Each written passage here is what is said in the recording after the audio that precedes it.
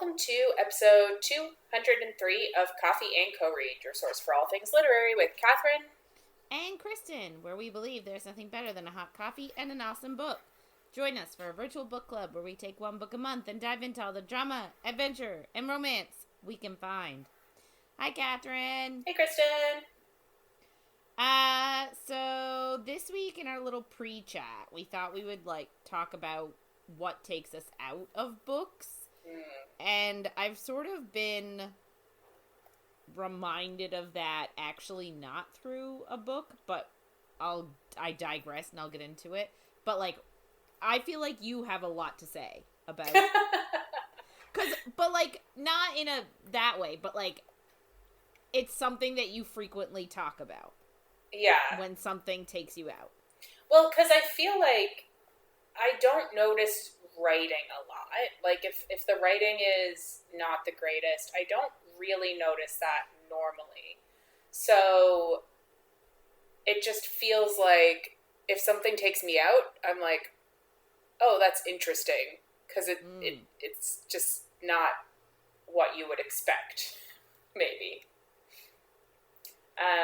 Yeah, but right now, one of the biggest things is editing mistakes. Well, I yes. think. And I feel like that's a given. Yeah. But, and I can't remember, I might have mentioned this sometime already, but Heated Rivalry, the book, has 3 complete sentences repeated right after they were just in the paragraph before. And I'm just like, how? Someone should have caught that. Yeah. And I really hate harking on Brimstone so much, but still haven't finished it because of it. It's just like... Yeah, that... Was it page, 154 or something like that? Yeah. Yeah. That was rough. It was. That was a rough... that is, I will say, probably the first full-on continuity error editing mistake I've ever noticed in a book before. Not saying they don't exist, but it was so glaring. Well, it was just jarring. It really, that one, I was like, whoa, I'm completely out of this book now, because I was like, what do you mean? you know? And then because it just didn't make sense. Well, but, and that's the thing, so not only do we buy, this special edition with the hardcover, special cover, sprayed edges, all of that, but now we've got this editing mistake, and I mean, I guess that means in the future, oh, we've got an editing mistake one, it's probably going to be worth, a good bit, I guess. Yeah. But, I don't know, it almost makes me want to go out and buy another copy because guaranteed in future reprints they're going to take that out. Well, they have to. And I would hope. That's what I think is going to happen with, Heated Rivalry. It's so popular now, and people are buying the book. The new ones that are coming out must have it fixed. I hope. Yeah. But yeah, I do wonder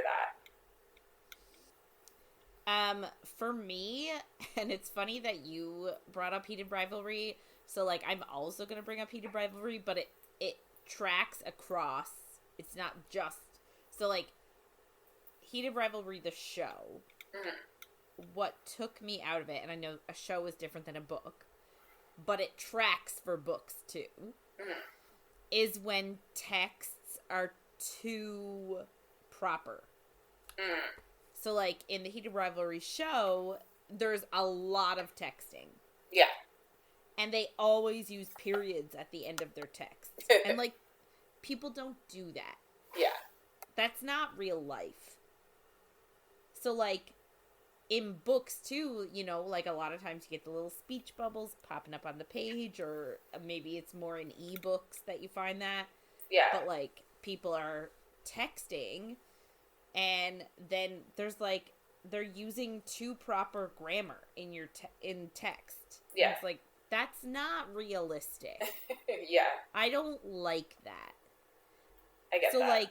And I guess, I don't know if it's, I don't even know why, who in their right mind made that decision? And maybe it's minor. Maybe I'm making a mountain out of a molehill. But, like, in my brain, I'm like, who honestly typed that up and said, yep, makes That's how sense. people text. Yeah. I just, like, was it a 60-year-old person? Could have been. Because, like, legit, people don't text that way. Yeah. And it's aggravating. So, like, I got really taken out of it when I was watching Heated Rivalry and the periods kept showing up at the end of the text. Or when I'm reading a book and like, and then to piggyback off that, sorry, I'm just gonna keep, like, harking on all of it.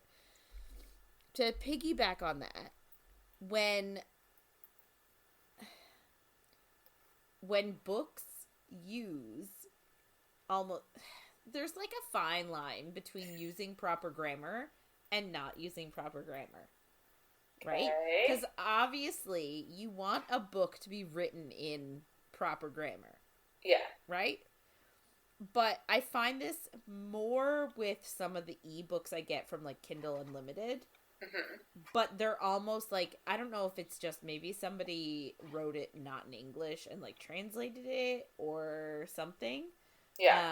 But I read a book recently, and it's, like, one of, like, a 20-book series, called, and the first book was called Finding Her Panthers.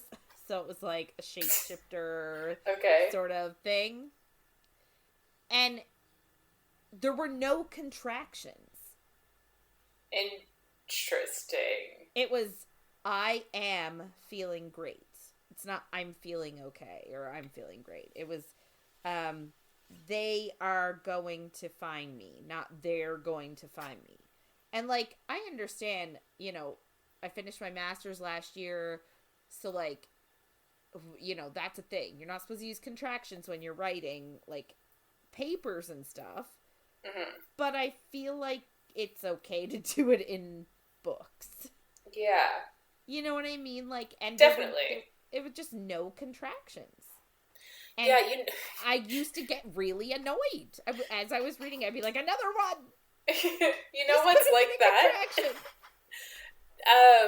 Twilight, the movie specifically, I noticed, Bella doesn't contract her words at all. Ever. And I'm like, this is weird as fuck. I didn't notice it in Twilight. I might have to go back. I don't know if it's the book, but I really noticed it in the movies, and I was like, what the fuck is going on? Nobody does this.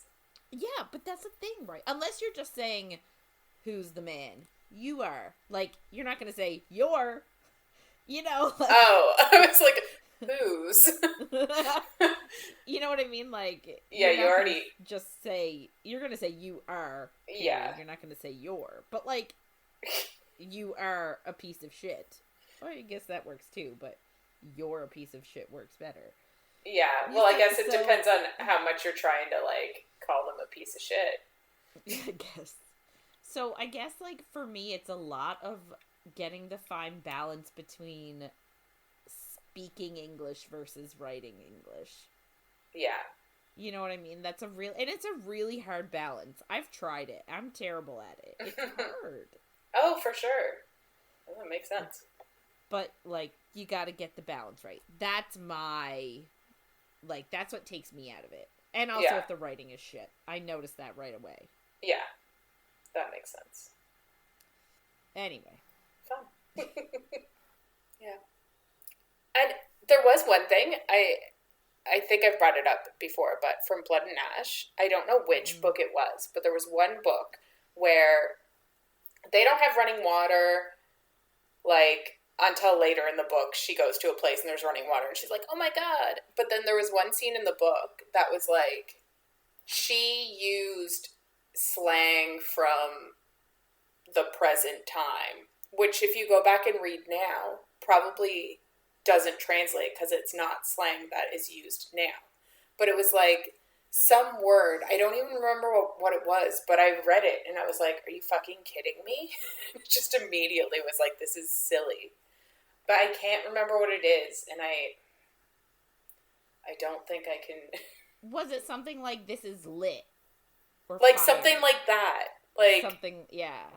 But I don't know what it was. But it was something that made me feel like that would make me feel if I read a book. And like, yeah, some books have that kind of shit in them, and it's fine because they're they're books that have come out. You know what I mean? Like if a book came out more recently, I'd forgive that kind of thing. I guess, but like I also feel like if you're trying to write a book in like sort of like a fantasy, like sort of obviously not medieval time, but like if it's a fantasy realm where there isn't running water or like there isn't modern day plumbing or like anything like that. Yeah. You would not expect them to use the slang that we currently use. 100%. And like, I just mean, if you're reading a contemporary romance that came out 10 years ago and it has words that you're like, oh, that's a bit weird. Like, even reading Heated Rivalry, I'm like, oh, yeah, this came out. I think it might have only been 2019, but some of the stuff is, like, set in 2007 or whatever, and it, like, goes through the years. Like, it's going to have some things to put it in that time, which is, I'm fine with. Well, that's like, so in saying that, I watched the show, and in the very first episode, the Shane character is trying to explain to his dad that he got sucked down a YouTube rabbit hole in 2008. Yeah. And I'm like, I don't think that was a thing in 2008. Oh, Getting sucked down a rabbit hole on YouTube. I don't think that suggestion thing existed. Oh, I don't know. Suggested next video? Like, I don't remember that. I listened to a podcast that was talking about that because they had watched the show. And they were like, they had watched another movie that came out the same year, and it said something about YouTube as well. But yeah, I don't remember when all that came out with. But like, it's annoying because for the story that it is, I don't expect the author to do research on that sort of shit. You know what I mean? Like, I would not expect her, as she's like typing up like, oh yeah, have my character go down a rabbit hole of watching YouTube videos. Like, I do not expect them to be like, oh wait, can I say that? Like, let me look up when rabbit holes became a thing. Like, I wouldn't expect them to look that up, but then I get annoyed when I read about it. No, but if you're gonna write it, you should look it up. I guess that's just such a minor thing to have to look up, and I just feel bad. I don't want to cause them that extra work. I know, but if you're gonna write something, I'm gonna be annoyed. I'll be annoyed about it. But I agree with that. Like, if you're gonna write something, you should look it up. Yeah, I think that's reasonable. And looking up, like, I know both of us get annoyed. We were sort of both annoyed, I think, with Deep End, with like the male swimmer. Deep End by Allie Hazelwood, and apparently the male swimmer was great at every fucking race. Every freestyle race, and it's like, that's not reasonable. And it's like, that's not how competition swimming works. And so, like, stuff like that takes you out of it, too, a little bit, right? When they have no idea what they're talking... Like, a lot of hockey books, except for Heated Rivalry, because there's not a lot of hockey in it. I can't remember if it was Icebreaker or if it was a different hockey. Yes! It was a different hockey. No! It was Icebreaker. And then he's just like, no, did you finish it? I did, but it wasn't him that bothered me. It was her. Both of them. Because she was a pairs skater, and then all of a sudden she was like, I'm gonna go solo. And then, like, the next year she's in the fucking Olympics. Not possible. Or something like that. And I'm like, that's not how it works. You can't just decide you're gonna go solo in figure skating and then, like, a year later be this accomplished solo figure skater. Like, that's not how it works. 100% is not how it works. Okay, good. I didn't notice the hockey stuff as much as I noticed that. No, Oh, no, not the hockey stuff. Him being like, oh, I'm going to be her pair skater. Oh, yeah. Oh, yeah. Oh, yeah. No. That's what I mean by the hockey stuff. Do you know what it was? It was like, that's like Step Up the movie, but for the figure skating world. It's like, I'm going to have this completely inexperienced person who can't do my dance style at all partner with me, and I'll teach him, and it somehow is beneficial to me. Yeah. No. Kills me. I did read a hockey one once, and they had the hockey players as if they were, like, this author clearly knew a lot about football, because she was like, they have their defensive line out, and it was, like, saying, like, and I get, like, in hockey, yes, there are offense and there are defense, and there are in lines, but they're not out for 20 minutes. Like, they're not out the whole period. No. Like, did that book say that they were? Yeah. It was basically like, sure, they're out the majority of the game, but basically saying that they were out for, like, the entire period. And I was like, well, now I'm completely out of this book, because what the fuck are you talking about? Yeah. I know, that's the thing. Like, if you're gonna write a book, like, that has the sport as a background or something like that, you should do your research and know what the fuck you're talking about. Yes. Yeah. I think that's completely reasonable. Anyway. Yeah. That's our rant. We did it. We talked about what we meant to talk about. Good times. Yeah. Yeah, so I guess, just heads up as always, this is not a spoiler-free zone for this book, or icebreakers, apparently. And sorry. Yeah, and things might get saucy. I don't really remember. Maybe a little bit.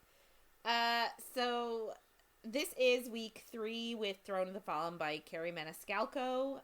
We are reading chapters 37 to 52 this week. So last week, so much shit happens, and it's just because we've only split this book up into 4. So like a ton of shit happens. So essentially, Camilla kills a guy, but doesn't think about it anymore. Yeah. And Envy helps her cover it up and offers to have a fake engagement, in order to, sort of help her reputation so that, like, she's not ruined because they were alone together. Yeah. Then she paints the throne for him, and a big monster comes out. Envy kills it, and Camilla, in the process, loses her powers. Lennox, the Unseelie king, took them and wants her to, like, sort of stay in the game until it's over, and that's how she's gonna get her powers back. So they go to the underworld, go through the Sin Corridor. Doesn't affect Camilla at all. Which is funny. And then they go to Sloth Circle, because that's where the creature out of the throne told them, sort of clued them to go. And now they're there to find the next clue. I don't really know, like, they had not sexy times, but kind of sexy times. Like, he rubbed her down with oil and teased the shit out of her and left her hanging, which is not nice. Yeah, I mean, sure, other shit happens, but that shot. Oh my god, other shit happened, but that's all I could think of right now. Yeah, that's fair. So starting off this week is literally the next day after he teased the shit out of her and then told her, like, when you touch yourself tonight, think of me. So we're in Camilla's point of view, and her, Envy, and Sloth, aka Lo, are in his house, and they're looking for a clue, and they're getting annoyed because they can't find it. And she's also annoyed because she did actually get herself off last night and thought of Envy. So she's annoyed that he, like, now in their push and pull has the upper hand. Which we love. We love games.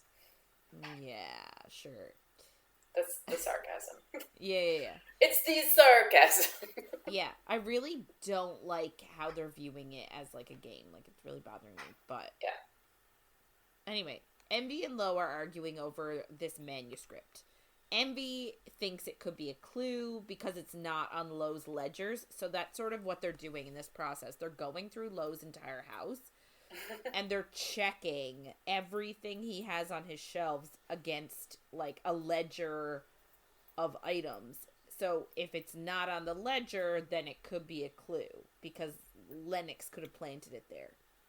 Wild to do, but...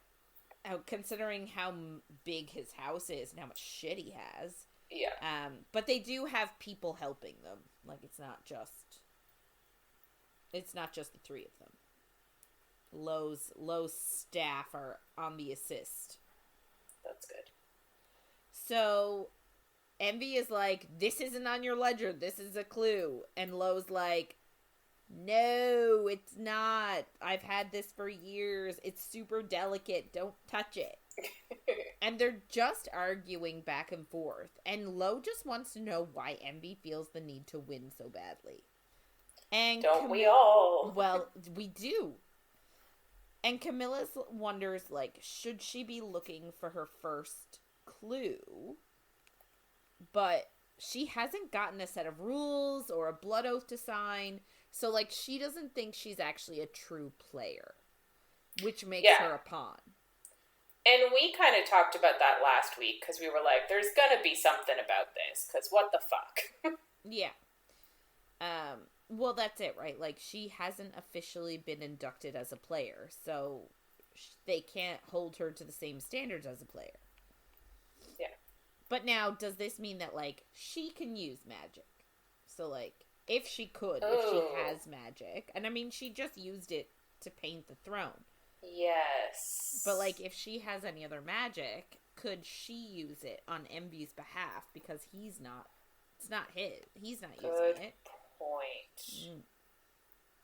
No idea, but that's a good point. Because, yeah, she didn't sign anything. And, like, like I said, we did mention it last week. Because how is she supposed to be held by these rules when she didn't agree to them? Yeah. So it's going to be interesting. But I think that's the loophole that we're going to need to end the book. Probably, yeah. So she realizes the plan, and I'm like, whose plan? Probably Lennox, I guess, but, like, it doesn't say that. Was really smart. And she thinks if she didn't paint the throne, she wouldn't be here. But she also knows that, like, it's not Envy's fault. She knew the hunter would have come back eventually. And the lure of the Fae, her past, would always come back to her. So we're sort of getting a little bit more information that maybe she knows more about the Fae than she's letting on. Yeah. I still think she's Lennox's daughter. You think she's Lennox's daughter, or maybe not. Well, no, maybe not. Yeah. No, you're right. My previous theory, I forgot. It's that she's the queen's daughter. Mm-hmm. I think to be fair. Yeah. I'm of two minds as to whether she is or is not Lennox's child or her mortal father's child. Makes sense. I'm of two minds. Especially because this week we do get that, like, he could have many a bastard child. Mm-hmm. And they don't seem to be as powerful, or, you know, they don't have the resources. So if she's going to be important in Fae, she'd almost need to be full-blooded. Full blood, yeah. Yeah. But I don't think that's possible, because last week it kind of insinuated that her father has the same painting skills as she does. Right. Oh, that's true. Guys, we're going through this real time. Oh. Figuring shit out. Or trying to. I don't want her to be Happy Taffy. It's all or nothing. I think she's going to be Happy Taffy. Although her father has magic, so he's got to be something. Her father doesn't have magic. The same magic? It sounds like he has I just thought he was a good-ass painter. I didn't think he could do the magic-y bit part. There was a bit last week that was... was that last week when she was actually painting it? Yes, 1 second. When she first starts painting, she said that her father told her to be careful meddling between the realms, and she understands her magic now, and her father understood it too before he crumbled. And I was like, is that insinuating that he had the same kind of magic? So it doesn't outwardly say it, but I kind of thought it was insinuating. But I don't know. That's a good point. Oh! But honestly, that nothing means anything. Well, in my head, I had it figured out. And now that's wrong. Sorry. It's fine. So she scans the room, and her eyes keep going back to this, like, giant smoky glass ball, on a shelf. So she goes over to look at it, and she picks it up, and she's just, like, mesmerized by it, and she has the urge to shatter it, so she goes to shatter it, but then Envy's like, no. Wild instincts. Yeah.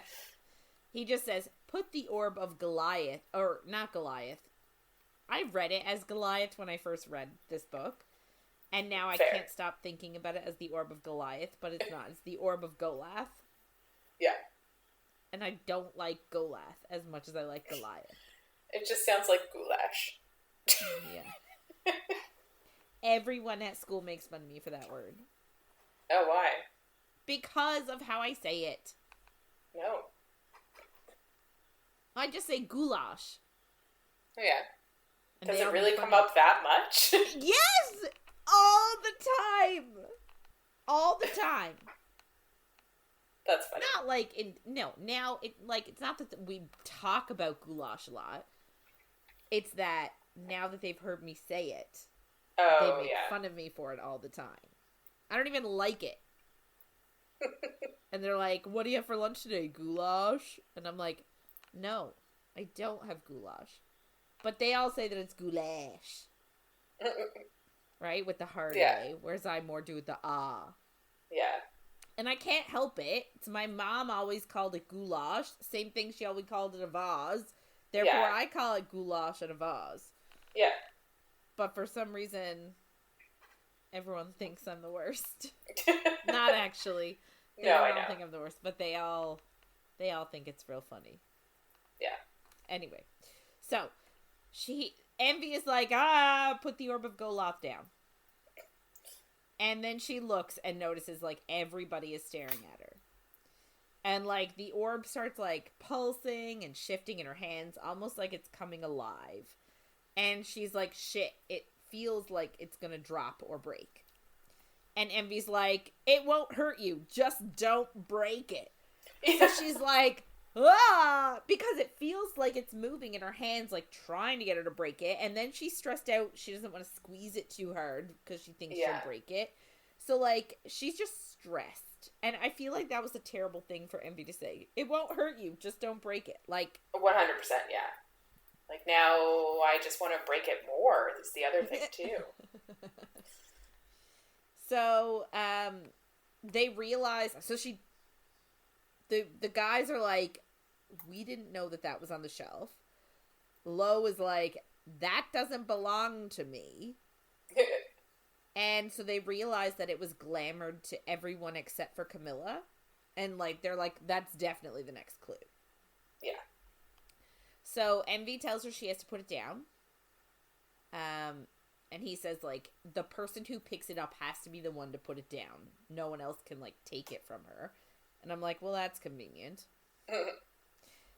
So she manages to set it down, but they do need to break it. I don't even know what it does. I don't either. But that's fine. Mm. So she does manage to set it down, and they need to break it. I guess to see the clue inside. So Lo draws a containment ring so that no one gets hurt. And then we learn what an orb of Golath is. So it's an orb created by the Fear Collector, whose name is Golath, who is an ancient being who is said to have possessed the first spark of evil. And apparently the orbs open portals where even the demon princes are afraid of going. And yet, they're going to break this orb, and then they're just going to go right in through the portal without any preparation.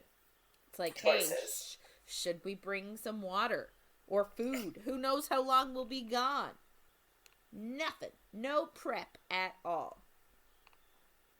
It's annoying. Wild choices.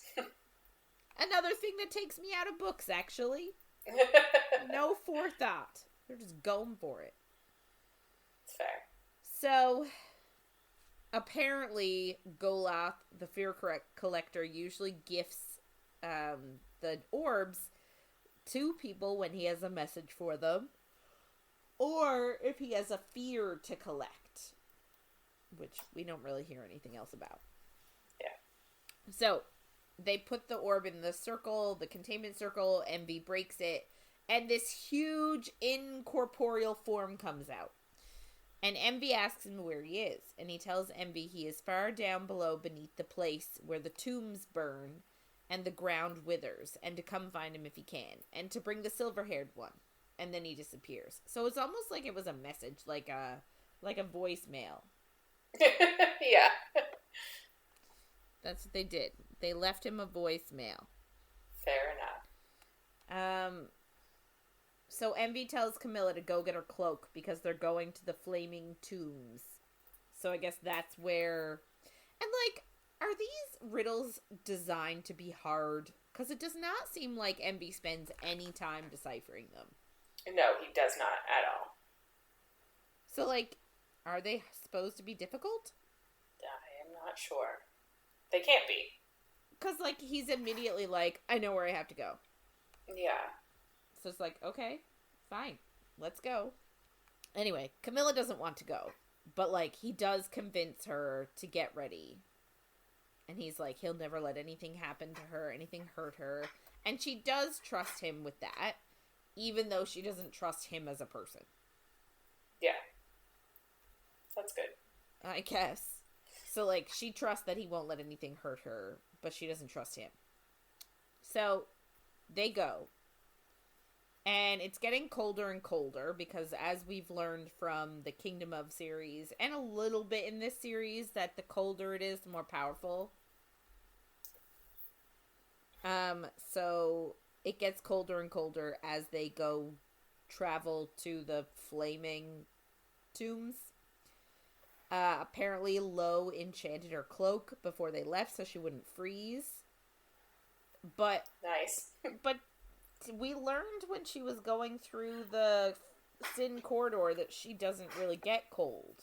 That's what I thought too. I was kind of confused in this part because I was like, it seemed like that was the case, but now I'm just confused. Yeah.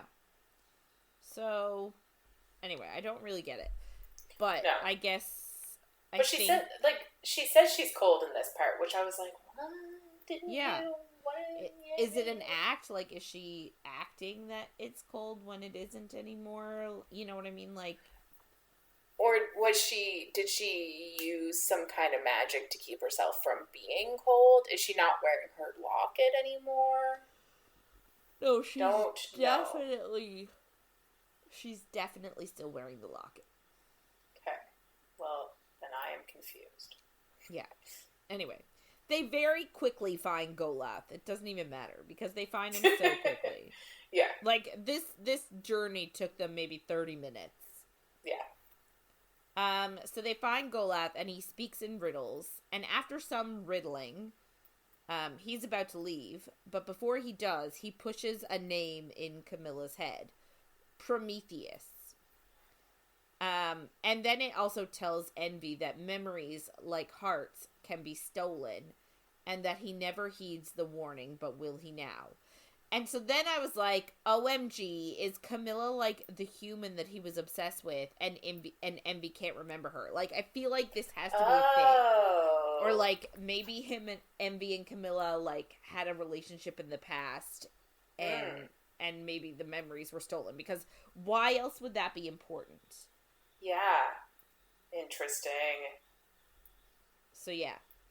Like, this was like a, oh my god moment for me. But yeah. I don't know if I don't know if I feel like I'm wrong, but like, I want to be right. Yeah, no, I get what you're saying. It's interesting for sure. Anyway, they leave after that. It was a very uneventful trip. Yeah. So then we move into part 3 of the book, Seduced by Darkness. Which is, yes. So we're on Envy's point of view. So I don't even know, like, they went through the portal or something to get to where they needed to get to, but then to come out, they didn't know where they would come out, and the tunnel has led them to an area, like, near the Bloodwood Forest. And Envy just needs time to think everything through. He understood the Goloth riddle to be that Camilla is hiding something. Like, when he said the whole memories and heartbreak and stuff like that, he was like, oh, she's hiding something. And he doesn't want to make another mistake that will affect his court. So, they're walking to Envy's circle, and she asks him who Prometheus is. And Envy warns her not to say the vampire prince's name again. And she was like, I thought the vampire prince's name was Xeris. And Envy's like, for a mortal, you know a lot about the supernatural world. Because he still thinks she's mortal. But, like, he doesn't. It's just, like, he knows she's something. Yeah. But not what she is. So he's just sort of playing along with her being immortal, even though he doesn't think she is. And her explanation is just, oh, my father told me stories. And Envy asked if her dad was trying to find a way into Fairy by building that tunnel above the realm lines, the one where with the key that she wants. She wants the key. So she doesn't respond to that, but he continues that the woman in his famous painting could have been the Queen of Fairy. Interesting. Shocking. So this is lending more credence to my theory. Because if the Queen of Fairy, Primrose, is also, like, could be her mother. Yeah. Then it would make sense for him to have painted her. I don't know. It, as I'm saying it, is sounding a bit more wishy-washy. But in my head, it makes complete sense. No, I get it. It's just a little, like, nugget that could be a clue. Yeah. And, like, I guess the painting is called, like, Evelyn something or other. Like, the something of Evelyn. Yeah. And Primrose used to liken herself to Eve. And, like, Eve, Evelyn, like, there's connections there. So, he thinks that if her dad had an affair with the Fairy Queen, and if Fleur, her mom, had been a shifter, she would have been real pissed. And, like, pissed enough to leave, I guess. Yeah. So, he's trying to break her so that she tells him her secrets. So, he's trying to get her mad and upset and whatever enough to, like, spill. Because he needs to know why Lennox wants her to come along. And then, so he keeps, like, goading her. He's like, oh, my spies have learned a lot about you and your dad. And then he's like, what are you? And she's just, like, brushing him off, like his theories are insane. She's like, I don't know what you're talking about. So she's, like, gaslighting him. But he comes back and asks, like, why are so many dark beings obsessed with you? Why is Lennox so obsessed with you being part of the game? And her expression shudders. And I'm just Interesting. like, that's interesting, yes. Like, why is Lennox obsessed with her? I would love to know. Oh my god, could she be Primrose? I guess so. No, It would be no. real. It would be a lot for another book to be like, and she lost her memory. Mm, You know what I mean? Like, the last book was 100%. Like, the last trilogy was like, there's right. someone, but they She was a forgot. goddess. Yeah. But I don't think So, she's forgotten. oh, Like, I don't think she's forgotten who she is. I think she knows exactly who she is. She's just not telling anybody. true. That's a good point. Yeah, it's a possibility. Because, like, agree. Why is Lennox so obsessed with her? Yeah, Like, I guess it would make sense if she was his kid too, but I don't think he would care as much no, I don't think so either. if it was a child. Now, if it was his wife, I think and then it would be sort of a like, well, I can't be with you because I'm technically mated to this guy. But no, actually, that's wrong. Never mind. Forget I said it. My theory's wrong. Sorry. Anyway, her expression shudders, and now he's like, he's going feral. Like, he needs to know what she's hiding, and he needs to know her. So for some reason, that, like, that movement, her shuddering expression makes him go, like, completely feral. And he just lashes out with his sin, and he hits a wall, and he just keeps hitting it over and over and over again. Like, obviously her, like, mind wall block thing. Mm-hmm. And it's nearly impenetrable, but he just keeps hitting it over and over again with his sin until there's a little crack, which is just enough for him to exert his sin on her. And he pushes memories into her mind to bring her envy and her jealousy to the surface. And he imagines Vittoria, which is from the House of Vengeance. I think she's Death, the goddess of death.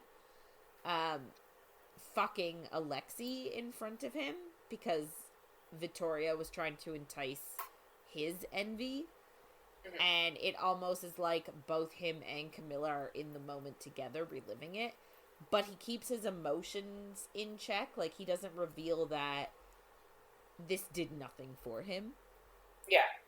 Like, he was not attracted or aroused by Vittoria, but he was just trying to make Camilla envious. And it was working. Like, yeah. Even though he could feel her trying to battle her way out of his memories, like, he could feel that her envy was rising. As that memory continues, he can feel Camilla's jealousy, and it feels endless. And she claws the memory to shreds and then pulls him into one of hers where she's given some guy BJ. Just something for her. Yeah, well, considering she's supposed to be so innocent. Yeah. So he's watching now her memory, and the guy wasn't gentle at all, and it drives him wild. And all of a sudden, they're both out of the memory, and Camilla is holding a dagger to Envy's throat, and they're both, like, panting, completely consumed by jealousy. And, like, it's hot. It is. And then she throws her dagger away, and they just start making out. Love it. Yeah. And eventually, his shirt is open, her boobs are out, he's gyrating, like, in between her legs. Like, essentially, they're dry humping in the woods. Yeah. And I'm like, time and a place, people. Like, nope. maybe not the woods. And then he lays her on the ground, and he's gonna take her and asks her to tell him to stop. But she's like, don't you dare. And he's literally about to get in there when he hears a sound and realizes, like, they're very exposed. So and foolish. The bloodwood forest is very dangerous. And he's, like, on top of her, so he gets up and, like, looks around with his body. But there's nothing there. So he looks down at where she should be to be like, let's continue this back at my place. But she is gone. And instead, there is a card which has the symbol of the vampire court on it. Yeah. So she's been taken by the vampires, and he gets like a killing calm and has plans to make the vampire prince die. Like, he is pissed. Yep. And probably has a severe case of blue balls, I would say. I would assume so. Anyway, but yeah, I was really sad because, so, every once in a while when I'm reading a book, like, I'll not skip ahead. I don't skip ahead to read it. I just, like, especially if we're doing a book for the podcast and I'm taking my notes, I want to see, like, how many pages I have left, or when do I have to stop, or, like, if I'm keeping on going, how much longer do I have to read? So I'll, like, skip a few pages to try and find the end of the section, right? Yeah. And sometimes I'll glance at a page or two and, like, catch a few phrases. So for some reason, when I was reading earlier, I had skipped ahead to that bit where she was like, "Don't you dare." And that little part. And so I saw that. So earlier when I was reading, I assumed that they were gonna, like, consummate their relationship. And I was sort of like, ooh, anticipating it. Yeah. And I've been bamboozled. All of your hopes and dreams have been dashed. I've been bamboozled. Yeah. So this just tells you, don't do that. Don't do what I did. I wouldn't, but... I know you wouldn't, but, like... I'm sorry it happened to you. Anyway, I was really sad because I thought that they were gonna, like, have their night together, but instead she got kidnapped. And I'm sure both of them are really, like... sad as well. Yes. Can you imagine being that turned on and then all of a sudden it's like, psych! And, like, just taken. And you don't know where you are. That would also be awful. Well, yes. Of course. Anyway, so we go to Camilla's point of view. And apparently everything happened really fast. She was grabbed and taken through a portal. I don't know how MV missed that. Yeah, wild. Like, how fast it had to be for him to stand up, look around, essentially do a 360, and then for him to be gone. Gone. Yeah. So she saw the guy that took her and immediately knows he's a vampire. And she looks around. Yes. But, like, and she said it's not in his looks, but I guess in his presence. But she didn't know that other dude was a vampire. Or did she? Alexi, when she was like... point. She said she was going to bite him. Was that, like, just a really good joke? Like, well, that's the thing. How is it she knows that this guy's a vampire, but yet she had no idea that MB was MB? Or that Alexi was a vampire. Like, yeah, that's a good point. Does she have more powers in this realm for some... Like, I don't Maybe her know. senses are heightened? Yeah. Anyway, so she looks around and they're on this warm beach, and she understands that they're in the vampire realm, which is called Malice Isle, which is a terrible name. Like, why can't you name it something nice? Yeah, nobody's gonna want to go there. No. So the guy just tells her that MB is not coming, because the demon princes are unwelcome right now. It's like, oh, okay. Like, but, like, they're just unwelcome. They're not banned. Yeah, and it doesn't seem to be an issue later. It does not. So it's kind of confusing. Yeah. So the guy tells her his name is Blade, and I love it. He needs to be on, what is it, like that show, American Gladiators. And he urges her towards a cave, and she thinks he's gonna, like, bring her in the cave and eat her, because she has no idea. Yeah. But instead, he pushes her in the cave, and it immediately turns into this, like, beautiful throne room. So it turns out the cave was just a portal. And he's like, don't forget to bow! And then she realizes she is in front of the vampire prince, so she bows. And he approaches her and touches her face. And, like, I could not explain in my notes and to the universe what his touch does to her, because it does a whole hell of a lot. but essentially it causes her to lose control of her body. And it's like her body craves his bite and his touch. Even though in her mind she doesn't. Like, in her mind she's like, no, no, no. But her body is like, yes, yes, yes. Yeah.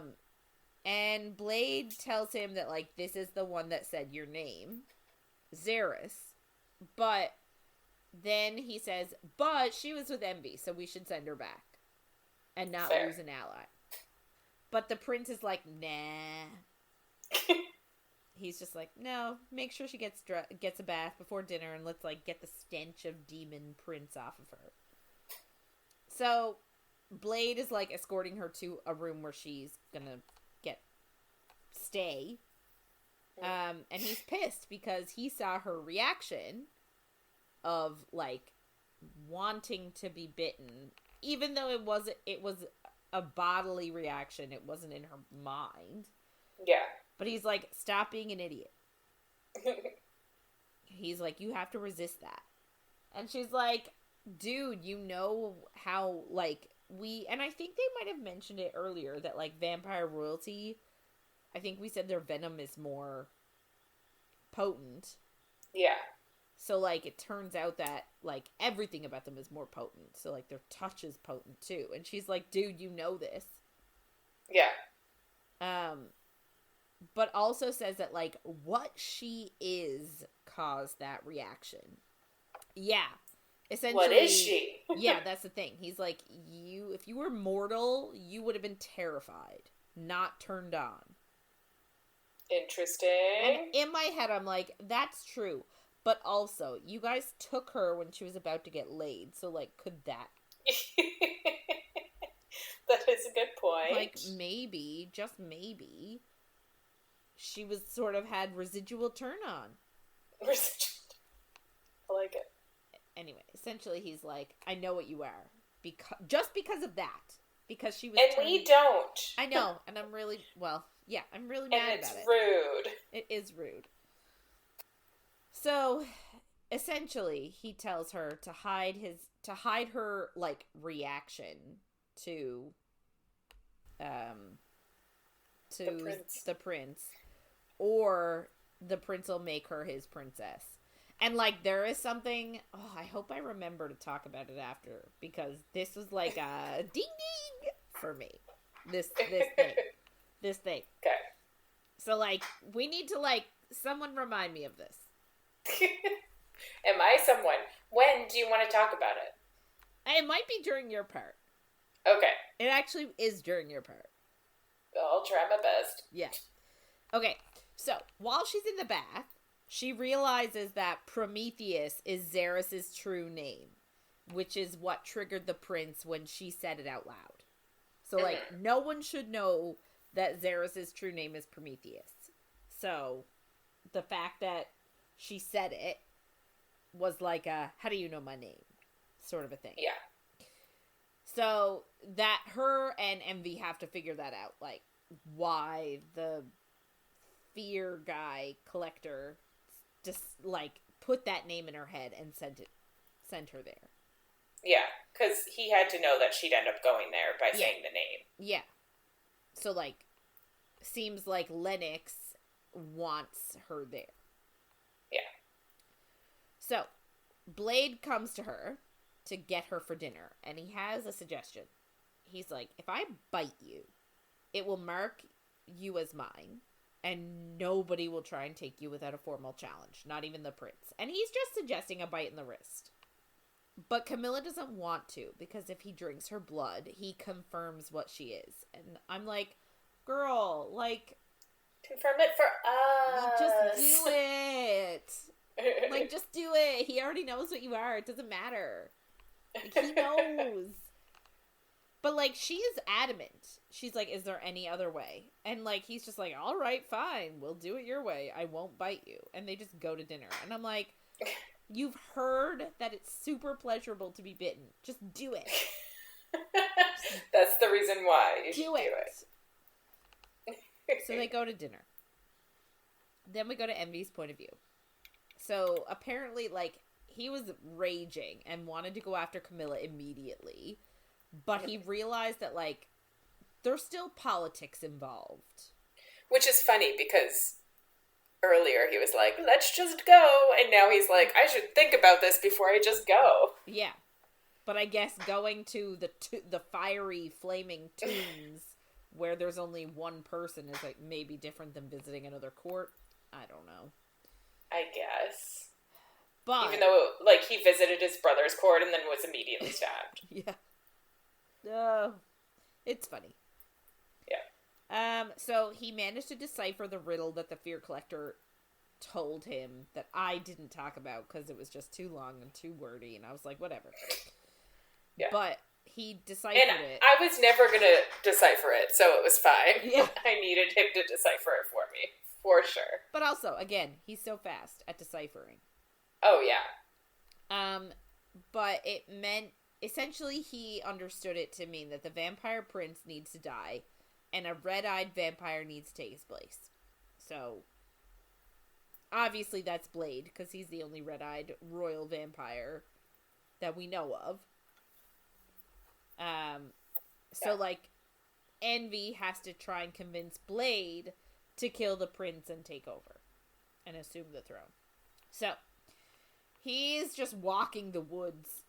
I think he's heading back towards his house, but, like, I don't know. He could just be wandering the woods for fun as he thinks about things. And he comes upon a tree in the woods. And he has a painting of this tree at his house.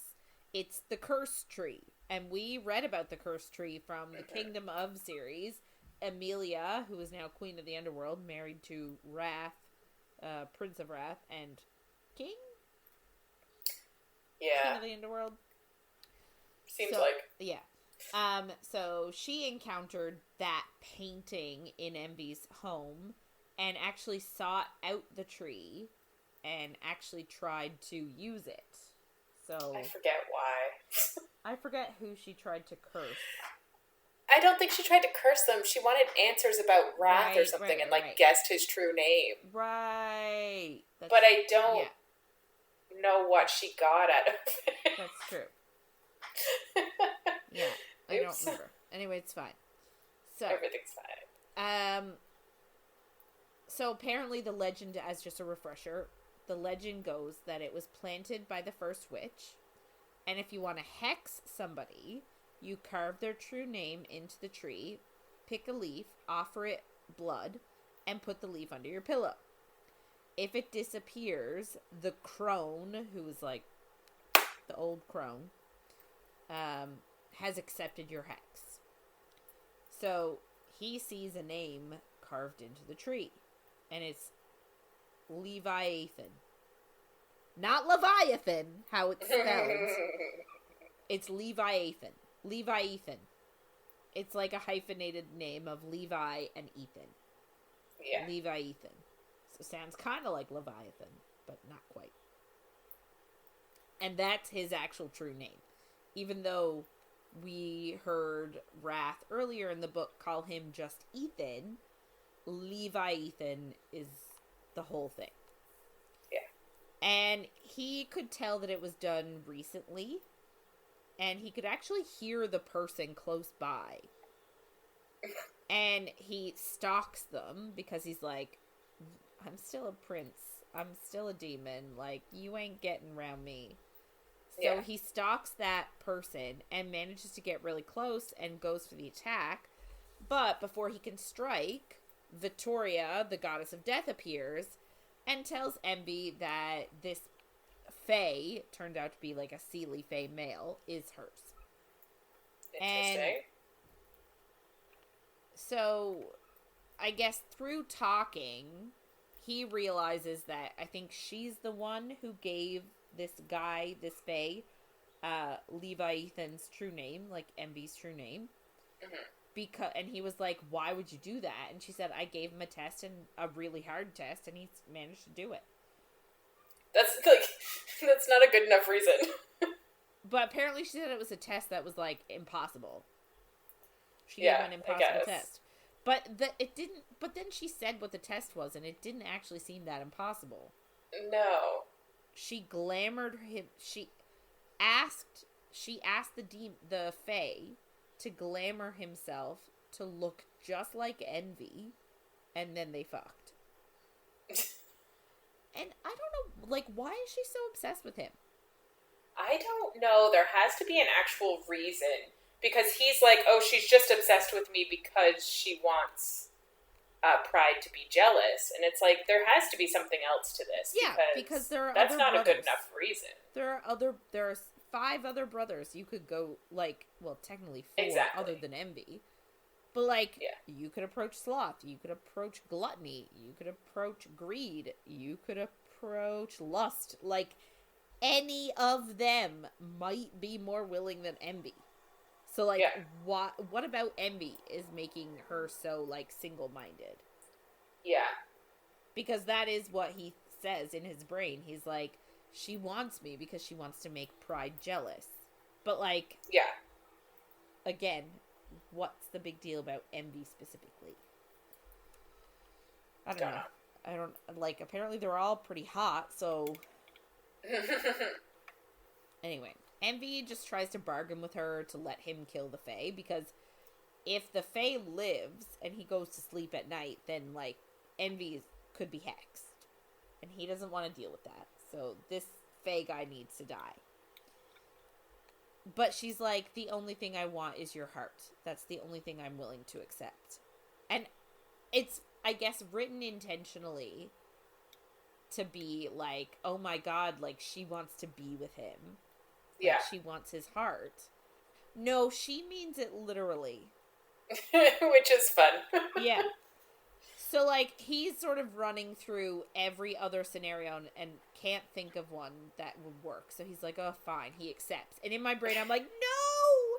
You can't accept. Like, you can't be in a relationship with Victoria, not when Camilla exists. Yeah. So, so that's the thing. After he accepts, she immediately punches through the Fae's chest and takes his heart. And I guess, which was like that was her move. Yeah. In the last book. That was her move in the trilogy. It's how she liked to kill people. And I'm assuming she crushed it, maybe? Or maybe not. Yeah. Or she put it in a jar. She does like to jar hearts. Yeah. And he's like, is he gonna come back? And she said, no, I gave him the true death. And I'm like, how do you know the difference? Yeah. Is it an intention thing? Like, I mean to kill him, so I am? Versus, well, yeah. I'm just gonna take his heart. So, when I said crush it, do you know why I thought that? Because in the show, Once Upon a Time, the evil queen, that's what she used to do. She used to reach into your chest, pull out your heart. She could either keep it and make you do what she wanted you to do, like whisper to it and you would do what she commanded, or she could crush it and you would die. So I'm getting Once Upon a Time vibes. Fair. Anyway, so then she decides to cut into Envy's chest and takes his heart too. So, like, but he doesn't die. So somehow she can decide who lives and who dies. We're glad he doesn't die. Of course we are. So she just takes his heart and disappears. So, like, she wants his heart for something. Yeah. And I don't know what it is. What do with it? What is she gonna do with it? So suspicious. So he passes out in the woods because he has no heart. And he did think in his head, like, the last time Victoria took his heart, it took ages to grow back. So, like, he's heartless right now. And how is that going to affect him as a person? I don't know. That's what I wonder. I don't know. Like, my guy, don't do this. Yeah, we don't like it. So, we go to Camilla's point of view. She keeps looking around the castle for Envy as they're walking to dinner, her and Blade. But she really doesn't think he's coming for her. And she decides, like, I'm going to have to help myself. Like, you go queen. And And she knows her and Envy don't have a future. His whole one night rule, like, she's aware. And she's just like, I gotta get over it. But, like, we know that if you're in the talking phase of get over it, girl, like, you gotta move past it, she's not moving past anything. Oh my god. She's already, like, more than halfway in love with him now. Yeah. So her and Blade are walking down the hall, and she's looking at the art on the wall, and it's, like, really grotesque and gross, depicting, like, every which way a vampire can feed, and it's stressing her out because it's, like, really gross, and she's in a castle full of these, like, monsters, and her heart starts beating faster, and then she hears other vampires approaching, like, from a different hallway, and that makes her even more stressed out. So then Blade essentially, like, pushes her up against a wall. Woo! I know. I'm like, I'm not mad at it. I'm like, why does she have to just be with Envy? Yeah, agreed. And he tells her to, like, calm the fuck down because she's attracting all the vampires with her heartbeat. And so then he, like, is making a show of possession here. So he grabs her bum, and he's trying to make her angry instead of nervous. And it's working. Mm-hmm. And then a female approaches, commenting on, like, how good she smells. And is like, if you're going to be out here, you should share. And there's someone with her. And originally, like, Camilla thought this was another vampire. But then, when she looks, it is not another vampire. It's Lord Vexley. It's Vex the Hex. The guy that we hate that disappeared after the ball? Yeah. After she murders a guy. Yeah. Yeah. And she's like, what the... She doesn't say what the fuck, but she's like, what are you doing here? I said what the fuck. Yeah. Although we kind of knew that he was going to be here somehow. Yeah. We knew he was going to be I didn't know he was going to be in the vampire-y place, but I knew he was going to be in... He was going to come back. Yeah. So, she's like, what are you doing here? And he's like, I have otherworldly connections. And then he says, when you tire of that vampire... And he assumes they're together because Blade is still he's, like, still stroking her bum. And I think it's her bare bum because, like, it's a very, her dress is very revealing and it's got, like, high slits in it, like, you know, no underwear, so, and, like, I would just be like, slip it in. Do it. Just slip it in. He's stroking her bum. So close. So, yeah. So, he's like, I'm sorry. It's fine. So, he's like, when you're done with that vampire, come find me, and maybe I'll forgive your transgression. AKA, like, maybe he'll forgive the fact that she is, quote-unquote, with, like, another whatever guy. His name was. Yeah. Sinton. Oh, I was thinking forgive the transgression of the vampire. Oh, I thought it was, like, her engagement. Oh, it could be that, too. God only knows. I mean, he did say transgressions, so, you know, maybe it's all of the above. Yeah, and, enough. Like, she is just angry and, like, goes to, like, beat him up. And, like, Blade has to hold her back. And the female vampire is, like, stroking Vexley's chest and wants to join Blade and Camilla for dinner. And she's like, shall we join them, my love? And, like, the fact that she's calling him her love is, like, gross. Girl.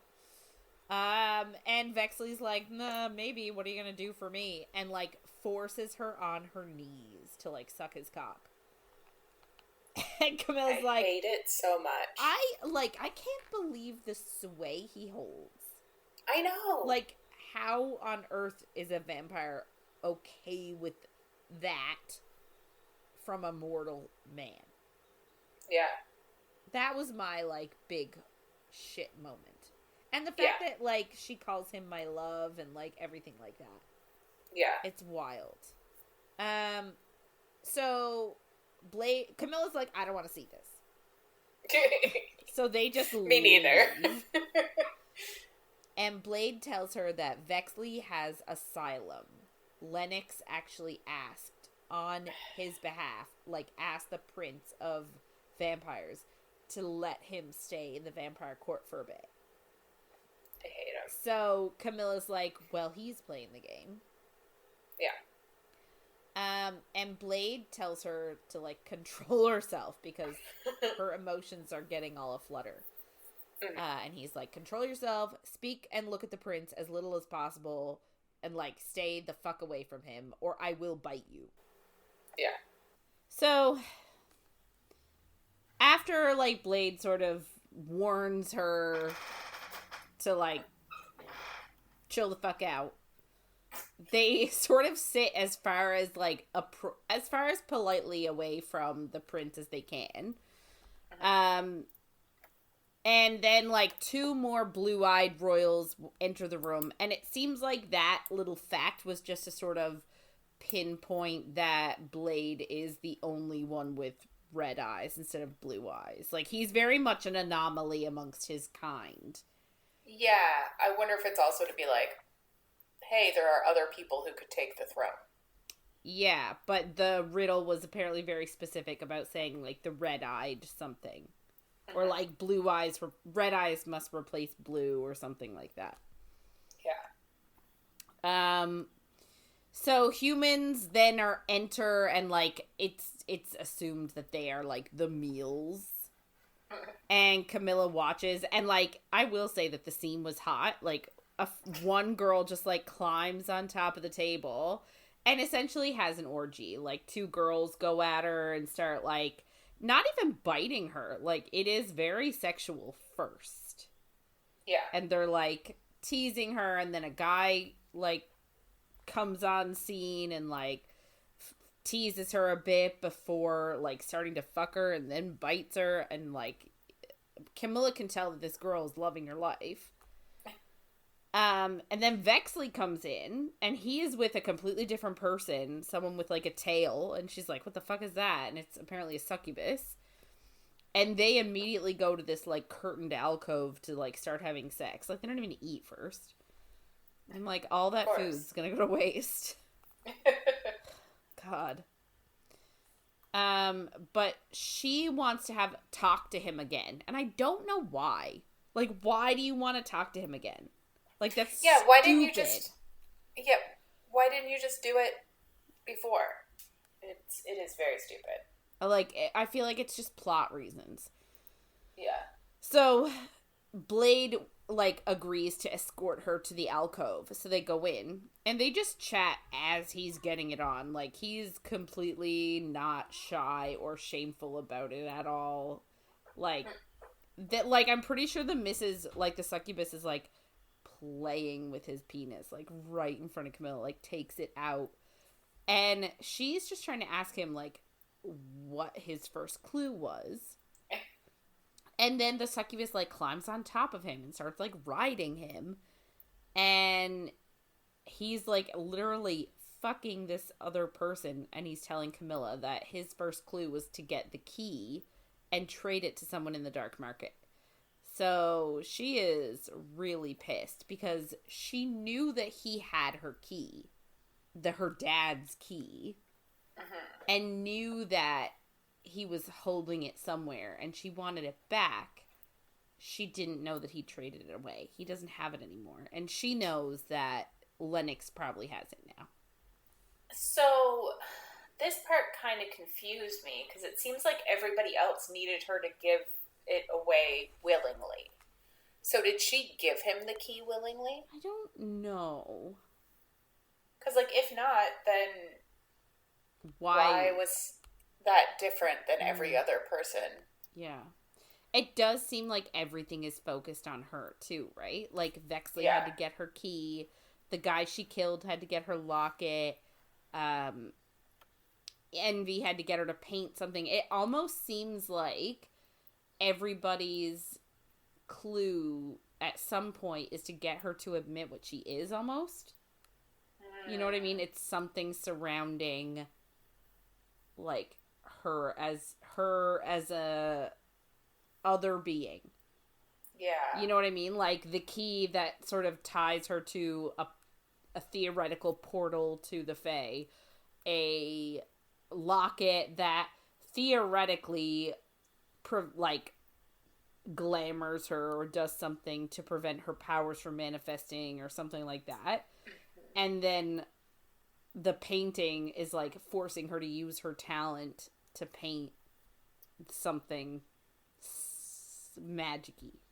So it just seems like it seems like she's probably more the focus of the game than anything else. Yeah, it really does. So anyway, besides the point. So she's like so when Vexley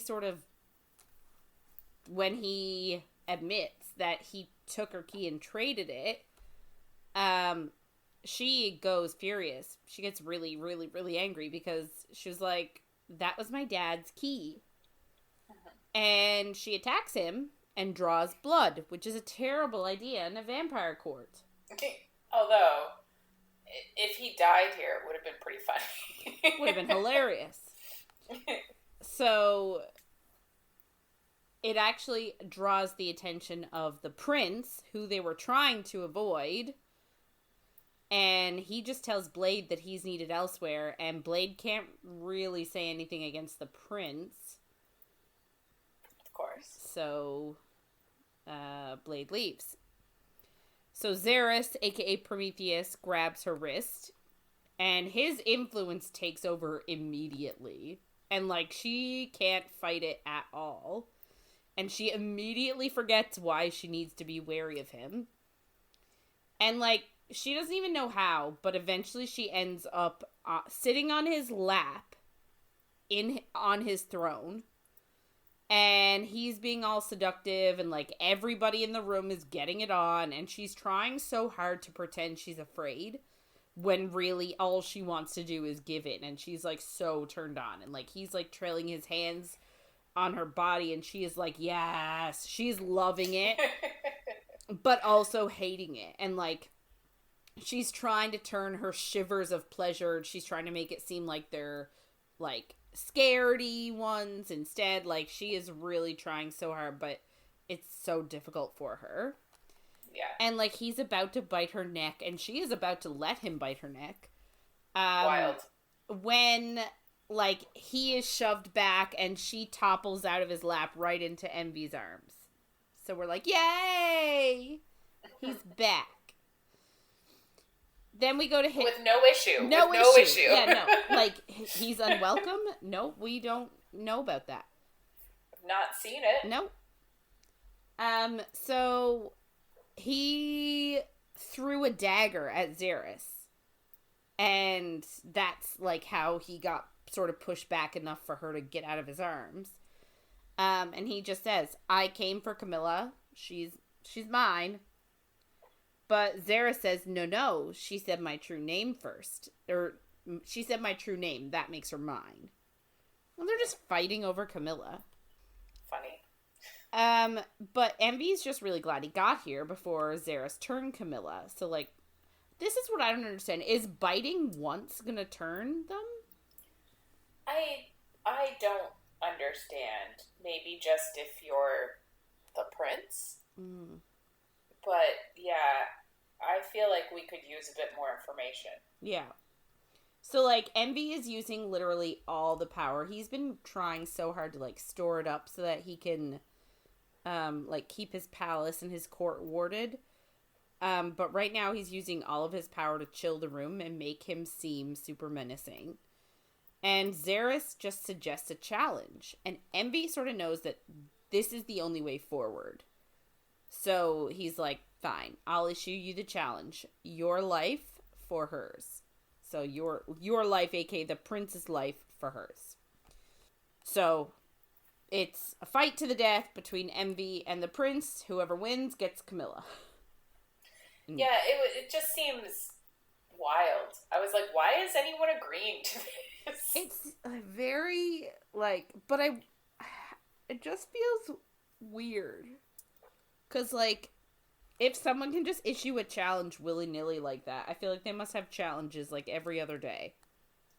Well, and then can you say no? That's a good point. I don't know. No, thank you. It's like, I'd rather not. Because, like, what's stopping you from going up to someone that you really just don't like and being like, I'm issuing you a challenge, bitch? Yeah. Nothing? Yeah. Yeah. Anyway. So they go back to Camilla's room to prepare for the challenge. And Camilla's like, don't fight the prince. Like, Camilla's like, please don't fight him. Because she thinks he's super powerful. Yeah. But Envy just reassures her. And he's like, don't worry about it. It's fine. And it's fine. Yeah, it does end up being fine, but I'm like, why are we so sure about ourselves here?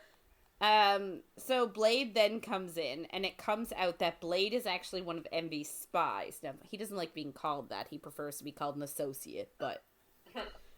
and Blade actually tells them what the prince's plan is to win. He's gonna poison Envy and then cut off all of his limbs.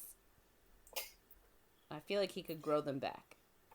Well, yeah, he doesn't have a heart right now, so I'm like, does that matter? Well, apparently not having the heart is weakened him. Like, he's a little bit weaker than normal. I say a little bit. I mean a lot of it.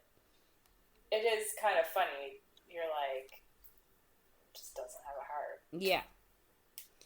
Sure. And Envy just tells Camilla that if he doesn't win, Alexei will take her to Wrath, who will protect her. Then Envy gets assholey because we know as people that Envy is doing this because he cares for her. Partly. Like, obviously, there's the game aspect too. But I think both of us realize, and anybody who reads this realizes, that he cares about her. And he was worried for her when she got kidnapped. And this is sort of an aspect of, she is mine, right? Mm-hmm. Yeah. So, but I guess he's trying to minimize his actions to her. He doesn't want her thinking that he cares about her. They're in love. Yeah. Yeah. So she asks why he bothered coming for her, and he's risking everything for her. And he just tells her it's not because he's a knight or a Prince Charming. It's because she holds value. Which, like, couldn't he just say, this is where the clue brought me? But I guess he... Because also that... Yeah, but I feel like he's really trying to twist the knife and make it, like... And be assholey about it.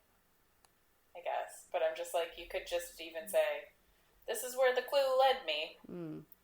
It's nothing to do with you, even though I just fought that guy and such. Yeah. Anyway, so he said, like, if I knew what you were, that would help me win.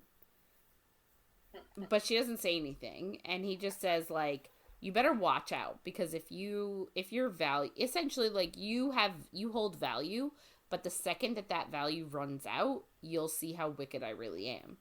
So essentially he's threatening her. So, like, he's being a bit of a dick to push her away, which we hate.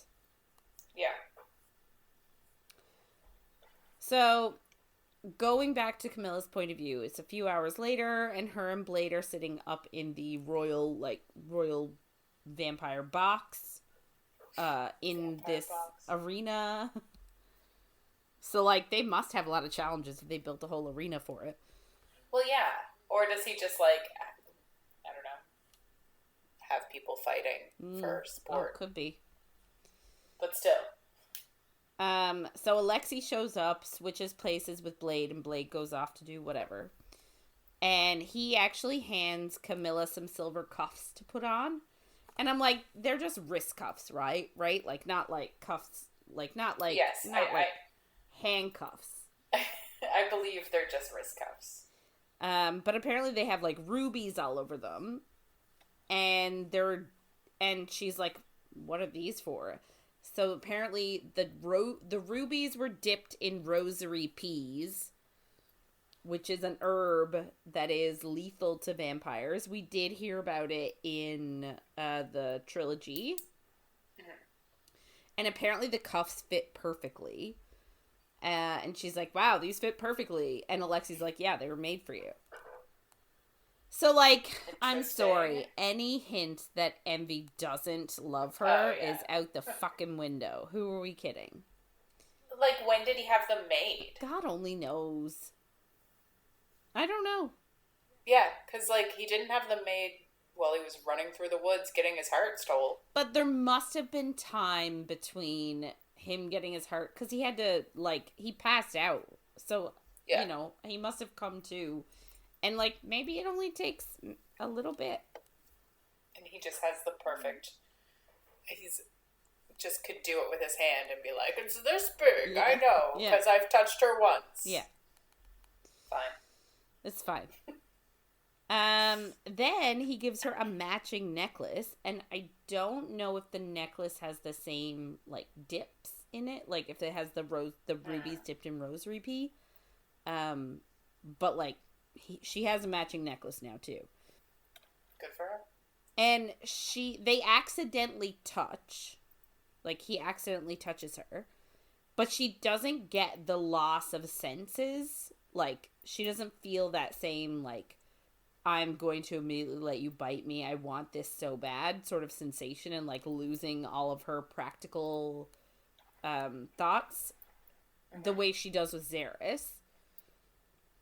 And she asks him why she doesn't get that. And it sort of reveals to him, like, that her reaction is different. Yeah. Which is, you know, good information for Alexei and therefore Envy to have. Yeah, as long as Alexei tells Envy immediately. Yeah, it does make me think that Envy's going to have an idea of something next time we're in his head. After, obviously. Like, when I read this, I was like, Alexei knows. Good. Envy's going to figure something out because Alexei knows something. Yeah. But, so, like, the only thing that bothers me now is that Alexei doesn't answer the question at all. Because, so, like, she's like, why does Xeris' touch make me, like, react that way and yours doesn't? And his answer is that Xeris is a blight on the vampire court. He doesn't listen to his advisors, and he just wants adoration above all else.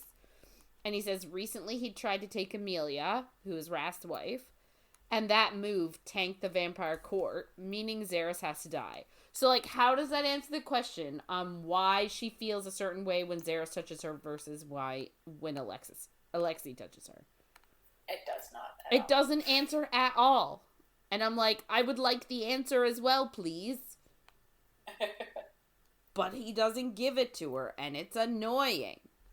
It is. So, she asks him, because he is a vampire royal, she asks him if he will take the throne. But Alexei says no. He will go back to House Envy, because, like, that's where he wants to be. So the arena is sort of this, like, gladiator style thing. There's like an opening act, we'll say, like a humanoid sort of looking person versus this, like, two-headed wolf monster first. And the wolf monster obviously wins, and it's like a two-headed one, and you wrote the name of it down, but I did not decide. I chose not to. That's fair. I wasn't going to, and then they kept, like, mentioning names. More monsters. I was like, fine. Yeah. So it's just interesting because the wolf is a two-headed wolf.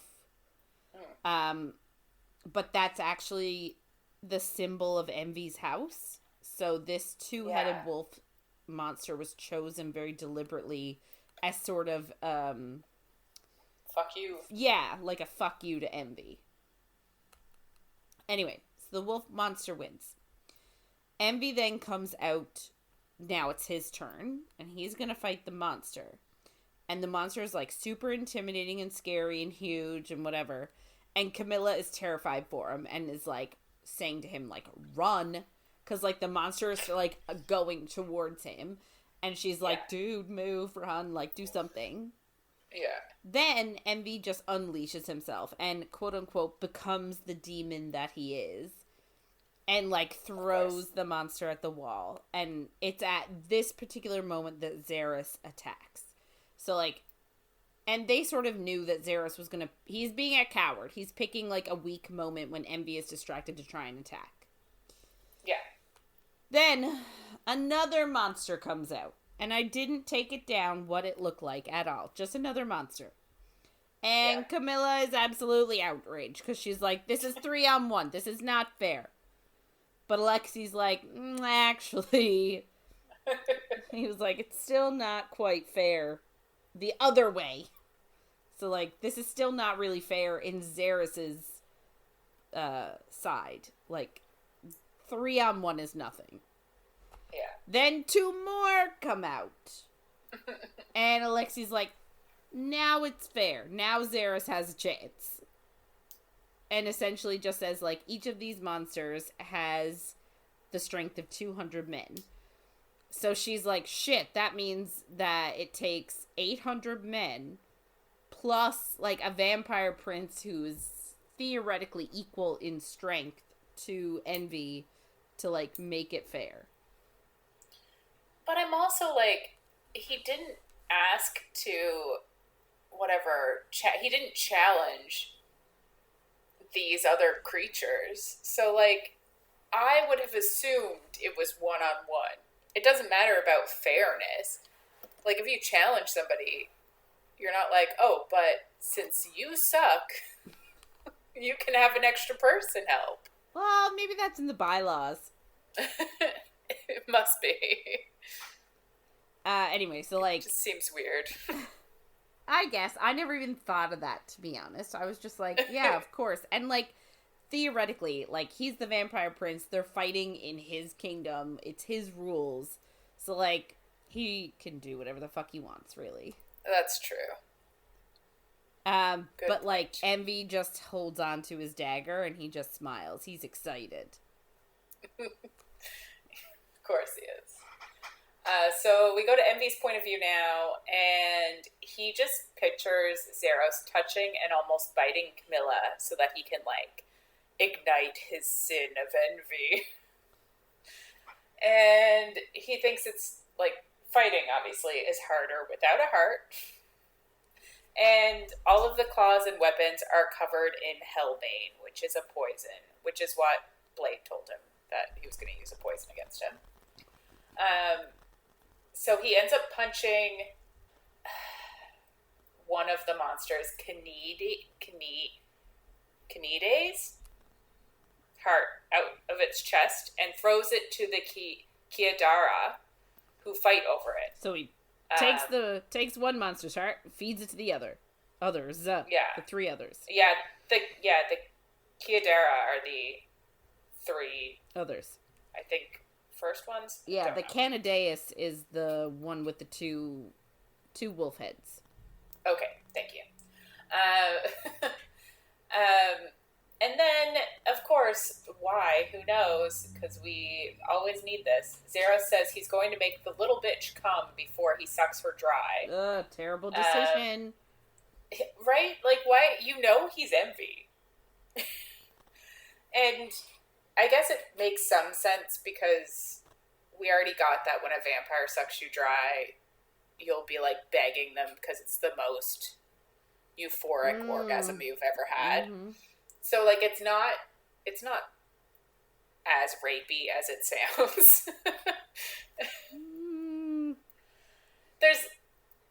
It's not still consensual. Still a bit rapey. Yeah. It is. It's non-consensual.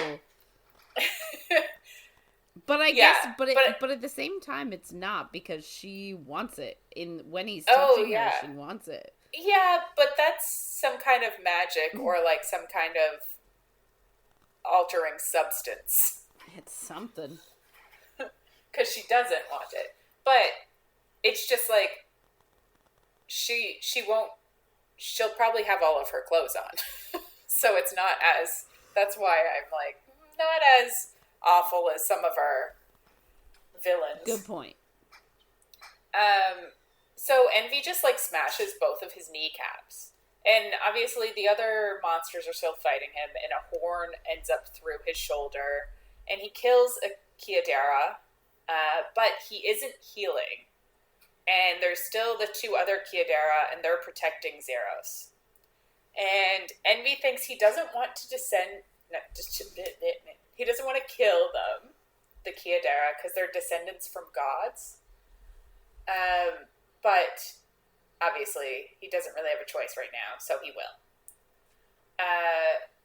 At this point, Envy just like wants to look back at Camilla, but he knows that she'll be fine or Alexi is dead, which is just kind of funny. And I don't know if we knew this already. We probably did, and I just forgot. But Envy bleeds gold divine blood, which is back. So cool. Yeah, it's pretty cool.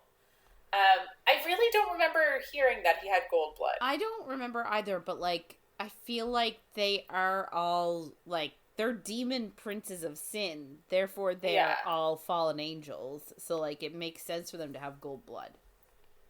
Because typically gold blood is with, like, gods and stuff. And, like, we've read books with gold blood before. I just don't know if it came up in this book. The previous trilogy, really. Yeah, I don't remember it in the previous trilogy at all. But I wonder if that is... Because, like, Wrath did bleed. Like, we definitely saw him bleeding. Didn't we? Yes. Maybe? God. I can't remember. Me neither. He must. Anyway, I don't know. But... Yeah. So... It's super cool. I love it. Yeah. And it makes me wonder, like, can you do stuff with their blood? Like, spells and shit. Oh, you definitely can. Yeah. So now we actually get that. So there's two Kiadara left, and we get their names, their types. Honestly, no idea. Panthera and Falconide attack him, and one stabs him, and he starts feeling dizzy, and one of them's saliva burns him as they're just, like, spitting on him. So he throws him off, and the Kiadara just hits its head and crumbles, and I guess just dies from that. And I'm like, they're descendants from God, and they just... Okay, I thought there was going to be more to it. Yeah. And then the other one, he stabs in both eyes and then tears its head off. And I'm like, oh, that's more of what I was thinking. It's definitely dead now. Yeah. And Envy thinks he, like, needs this fight to end because he is not doing well with, like, the poison, no heart, still bleeding, not healing. It's bad. Zeros is just dragging himself away because his kneecaps are shattered and, like, they're healing, but slowly. And then Envy puts a dagger through his hand to stop him, and then blames Zeros' hubris for all of this happening and asks Zeros what Lennox offered him. And Zeros says she'll never be yours. And I didn't know if he was talking about Camilla or about the daughter that he now says that he was promised. Okay. Oh! I can talk about it now. Okay. I think it's Camilla. Yeah.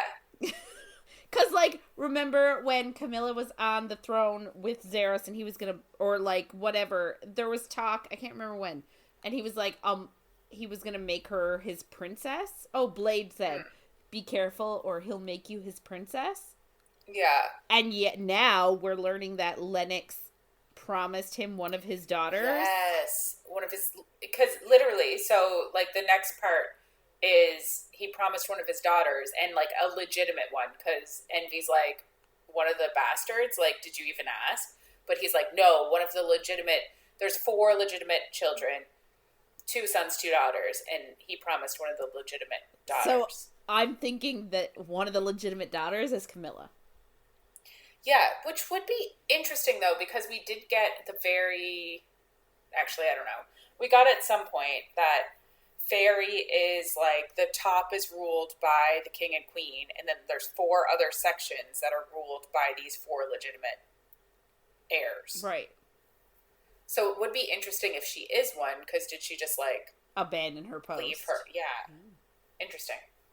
We don't know. So then, yeah, so he says that... Yeah. So remember earlier when I was like, oh my god, I need to talk about something? It Yeah. was that. Yeah, that she's one of the legitimate daughters. Yes.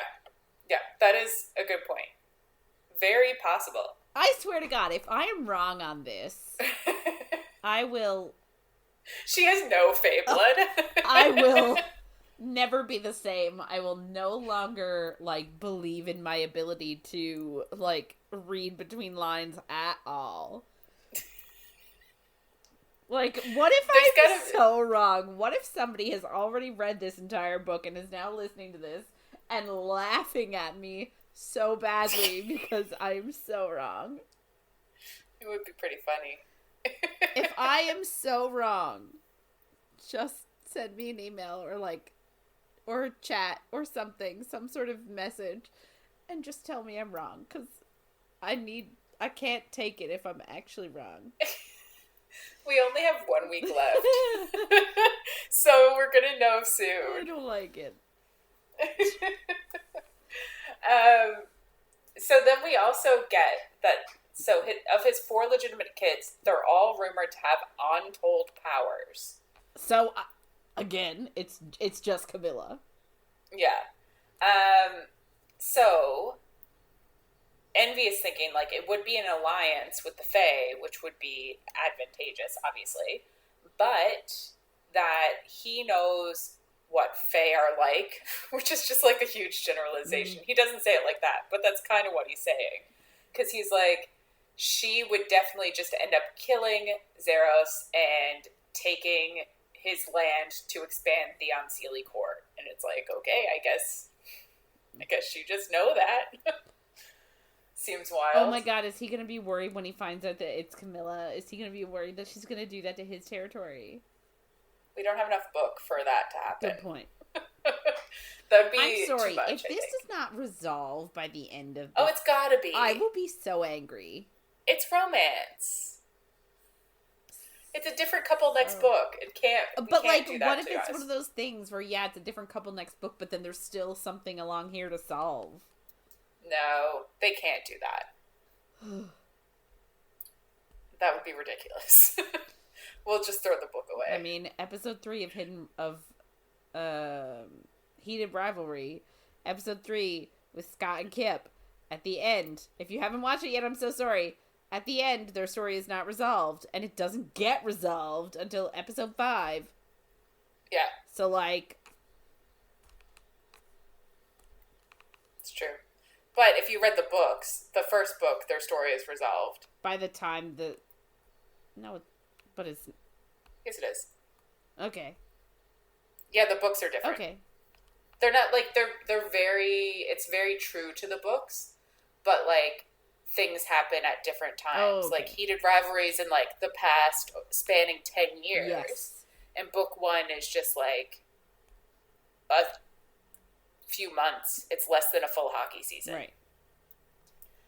I haven't actually completely finished book 1 yet, but if it doesn't end how I think it's going to end, I'll riot. But anyway, so Zeros asks for mercy then, and to forfeit, and it's like, you can't forfeit. You're in now. a challenge. The point was to do this to the death. You can't just what? And Envy says he shouldn't have attacked his brother or abused his people, and that taking Camilla was his worst move. I'm like, it's just kind of funny to be like, don't abuse your people, but the worst thing you ever did. Touch my girl. Yeah. And he does say, never touch what's mine. Which is like, ugh. And you don't love her. Yeah. So Blade was just like waiting in the wings, and he comes over and tears out Zeros' throat, and then holds Zeros' head high, and Envy just like magics a fire of the other bodies, and Blade burns Zeros' head, and then yells for silence and says, by blood, by blade, by might, I've taken the immortal throne. And the crowd is just like, unsure. Yeah. So he's a red-eyed royal. Yeah. And there's other royals there. Like, why is it his right? Like, we don't really know all of the um, politics of this court at Well, I all, guess or all any you of have to them. do is kill the previous guy. But then it seems wild to be like, well, was Envy just going to take over the court if he killed No, him? but he was actively thinking that he couldn't take the final blow. I know. But when Zeros agreed to fight him, Oh, I get what you're saying.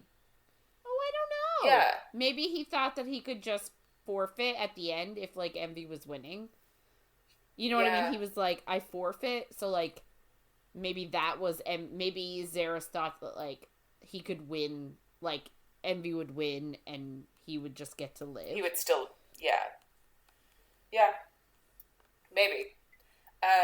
So Blade takes out 2 blades, which is a funny thing to say, and says, "Bow before your new prince, or die by his blades." And like the sun is starting to rise, and Blade has like guards at the exits to keep everyone in there, and I'm like, so everyone's just gonna combust and die, like, Yep. cool. And Alexi is the first to bow and pledge whatever, and everybody else follows suit. And then Envy thinks that Blade is the first crimson-eyed prince that he knows of, and he hopes that this isn't a mistake because he knows Wrath will hold him personally responsible if anything goes bad here. It's like, yeah, well, you orchestrated this. Like, you should probably take some ownership. Yeah. And then Envy thinks he needs to clean his wounds, get his clue, take Camilla, and win the game. I just found it interesting that he was like, he needs to get Camilla before he says win the game. I was like, is he changing? Like, I'd like to, never gonna do it, but if I ever reread it, I'd like take priority of where he puts her in like his plans and sentences and see if it's like getting more. Right. Oh, you're smart. Yeah. If we ever annotate this book. Yeah, that's something I'd look for. Yeah. So it's Camilla's point of view now, and she's been locked in her room alone for over an hour since the fight, and she's like, what the fuck is going on? She does find a satchel with medicine and a dagger with a note from Blade saying that they're for the prince's wounds and telling her to strike hard, which is interesting. Meaning what? I guess if you're gonna kill someone, strike hard. I don't know. Oh, with the dagger. With the dagger, yeah. I'm telling you, Blade, this comes very much in handy. That's good. I don't remember. I don't. Must not be yet. I don't know how he's like, he's so intuitive. Yeah, not sure. She can kind of hear that it's chaos outside, and like the court is clearly in upheaval because Blade took over, and it's all over the place. It's a bit of a shit show.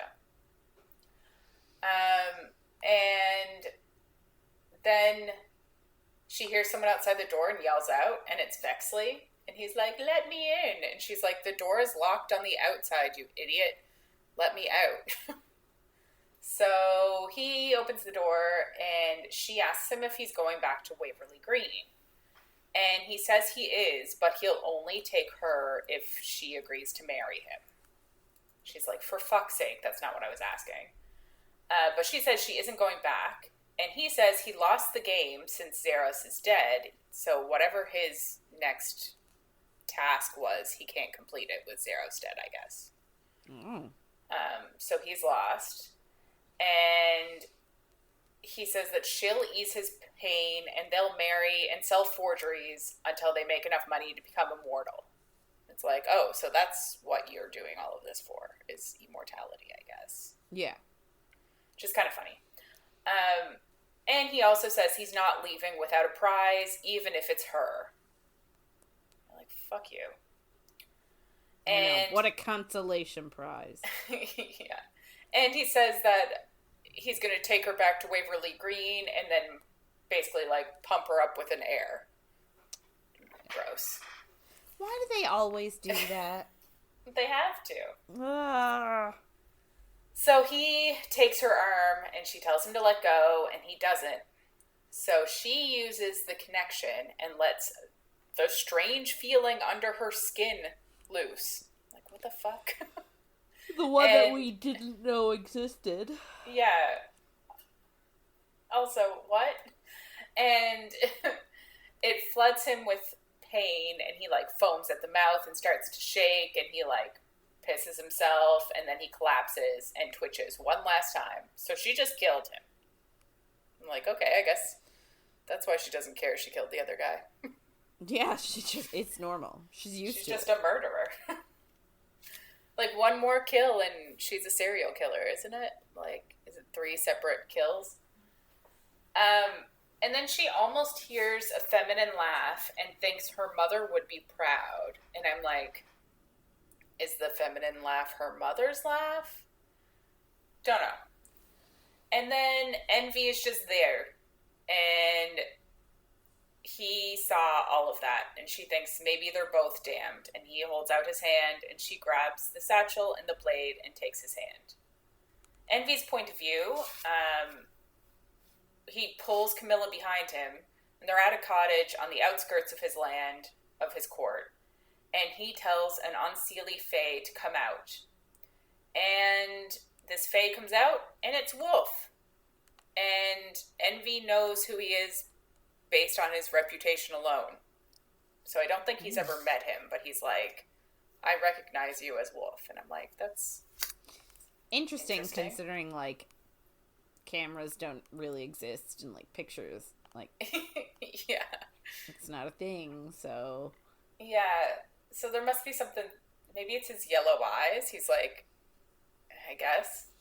Maybe. And then Wolf says rumors abound, and he says that Envy crowned a new vampire king, and Envy wonders if he's, like, here to try to test his house wards, because of that article in the magazine paper thing, saying that his wards were weak.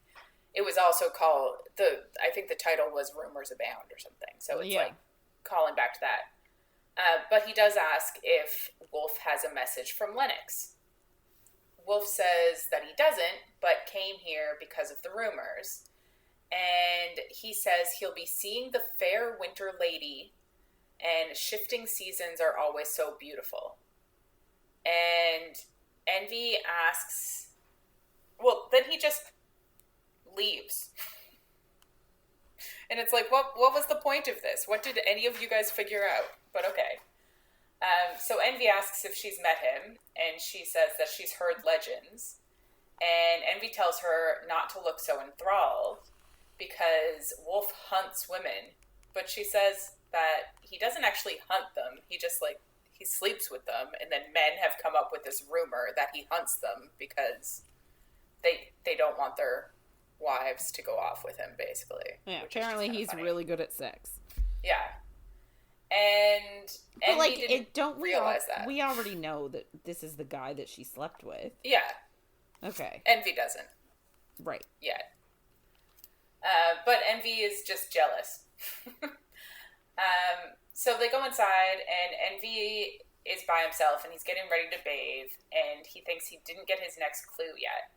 And he thinks back to Camilla using her powers and thinks that she looked surprised while she was using them, and wonders if she could be a shapeshifter like an electric eel, because they kind of have that kind of same power that if you touch their skin or something. Can you think of a worse animal that shift into?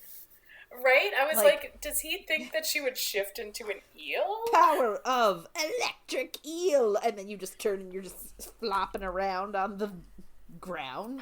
It's cool to say power of electric eel. But it wouldn't be cool if that was what you turned into. No, because you'd be dying. You'd be flopping around on the ground, unable to breathe. Because you're a fish. And then he thinks that she could be Fae, which is obviously what we think. Come on, guys. Like, I feel like... she's either half electric eel or Fae. I'm annoyed that he still thinks that he still thinks she could be a shapeshifter. Like, all the clues are pointing towards Faye. Yes, 100%.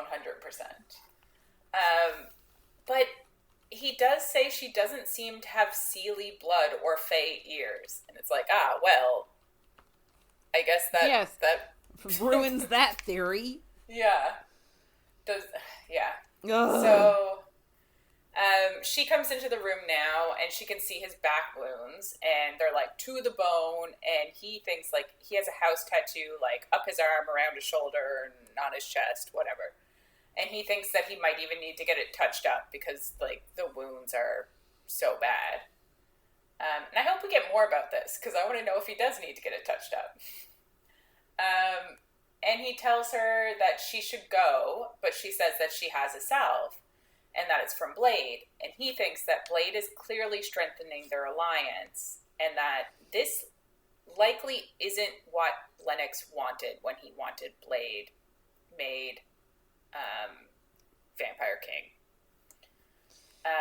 But, like, I guess my question is just, like, what did he expect? Like, I know. Like, what was his goal? I know. I don't really understand the point of this.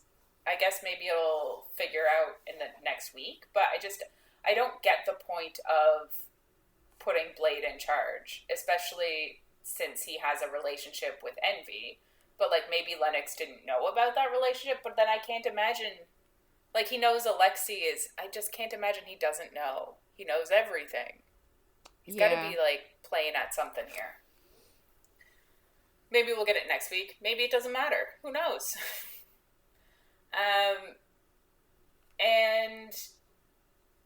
Envy thinks that Lennox offered a bride to Zeros, but that Blade has actually already picked a vampire bride from the noble families to kind of, like, calm them down about the fact that he took over as king. I didn't think he had chosen one yet. I thought he just said he was going to choose from the noble families. Yes, he is choosing from the royal family. Decide. So they're gonna fight over who he chooses as opposed to fighting over him being on the throne. Is kind of what Envy thinks. Yeah, I will say that, like, he's a lot more like, when we meet Blade, you sort of think he's, like, this bad boy sort of rebel against the throne and, like, whatever, but he does really seem like political, I guess. Yeah. Like, it's not how I would have pictured him, but, like, he seems to be making good political choices, and he also seemed like he was just, like, Lennox's sort of, like, lackey. Yeah. And, like, it's interesting how quickly, like, he wasn't acting very royal, but then, like, now he's king, or prince, vampire prince, or whatever. He's, like, he's taken on the role really well. Yeah. Yeah, it's definitely interesting. And I'm interested in him, but I assume we're not going to get a book about him. We have all the other princes first. Yeah. So Camilla asks about his tattoo, and we get it's a double-headed wolf, which is a symbol of his house, and it's, like, completely grayscale except for their emerald eyes, and one wolf is attacking and the other one's kind of, like, peaceful. Just interesting. So she puts the salve on his back, and it starts helping immediately, and then she turns to his chest, and he's just, like, completely cut from his chest to his navel. And she's like, "Where's your heart?" And I'm like, "Can you see his heart's missing? Like, that's wild." But she must be able to tell that his heart is missing from this cut. It just seems wild to me. Yeah, I don't buy it. Because she brings up, like, maybe, I don't know. I don't get it. Anyway, he just says that it'll grow back soon. Yikes. And she just says that she's sorry, and he's like, "You didn't do anything." And she's like, "Well, I'm sorry for the pain you're about to be in." And she puts the salve on him. But for a second, I was like, is she gonna turn on him here? I really wondered, but obviously not. So she gives him the salve and then tells him to reapply it, and she gives him some herbs to put in his bath, and she says that they won't help his mood, though. And of course, he's super turned on and takes her arm, and he feels her desire hit him, and then he kisses her. Then we go to Camilla's point of view. And she thinks that she killed a man for less than this, which is true. But that Envy's kiss is bringing her back to life.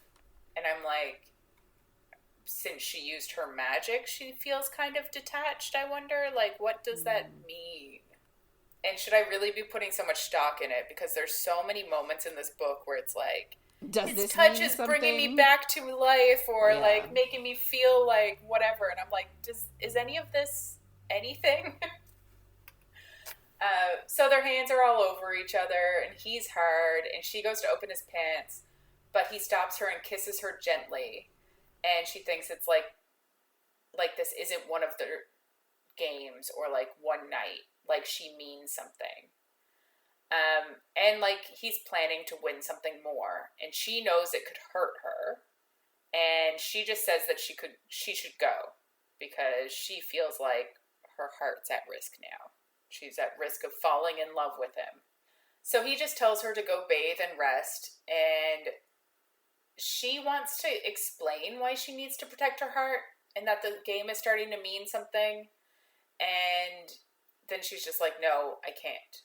So she's in the bath now, and she thinks of Vexley, who is dead, and of Wolf showing up and wanting to speak to her, and she knows that she's going to need to speak to him. And then she thinks of Envy, and she thinks she needs to put distance between them now, and she'll help him win and then get back to Waverly Green. And she thinks she wants to share her secret with him, but can't. Interesting. Mm-hmm. Why can't you? Yeah, so she has a secret. Yeah. Well, probably a few, it seems. So she's just in the bath, and Envy knocks on the door, and she tells him to come in, and he says that he's here for 2 reasons. And he says one is he considered apologizing, but he's not even remotely sorry. And she asks for what part, and he says she knows which. And is it the kiss? I don't know. For making her feel something. Also, he said he considered apologizing, but isn't going to. So it's like, so you don't feel bad. So did he come in to tell her he's not apologizing? I guess so. And he said he came in for 2 reasons. And do we not get the second reason? We don't get the second reason. Unless it's he does say he'd have her on the bed in an instant if she wanted. And maybe that's the second reason, but he doesn't say, and the second reason is. So I was like, is there another reason? What's happening? I hate that. But she tells him that he has no morals, and he tells her that hers are as gray as his. Oh, and wait, maybe something else. But she asks what the second thing is, and she's obviously turned on because of course she is, and he knows it, but she lies and says she isn't, and he tells her this isn't over. Is that the second thing? And he says that she'll be dreaming of his hand when she touches herself later, and then he leaves. I was like, is that why the second thing you needed to tell her is she'd be dreaming of you? Like, I don't really get it. But he leaves, and she just gets herself off super loudly in the tub so that he hears her. Love it. Big fan. So we go to Envy's point of view now, and he's asking Alexei about what happened at the vampire court after they left. And we do get that he did hear Camilla having an orgasm in the tub, and he got himself off too. So, big fan. But that was before now. Right now he's talking to Alexei. And Alexei said that there were 2 heirs who went after Blade, and one of their heads is outside the throne room, and the other is outside of his bedroom. Woo! But, yeah. I love it. But Alexei also couldn't find a clue at the vampire court. So that's bad. Yeah, because realistically, like, Envy did what he was supposed to do, and you're supposed to get a clue, but he He didn't. Didn't get it. Yeah. So, like, what does that mean? So Envy dismisses Alexei, and then Envy thinks of Wolf showing up and thinks there has to be a clue in something that he said. And we get that Wolf used to be on Seelie nobility. So he could have, like, come on Lennox's behalf to give him the clue. So he's like, that's my best bet. I should think about what he said.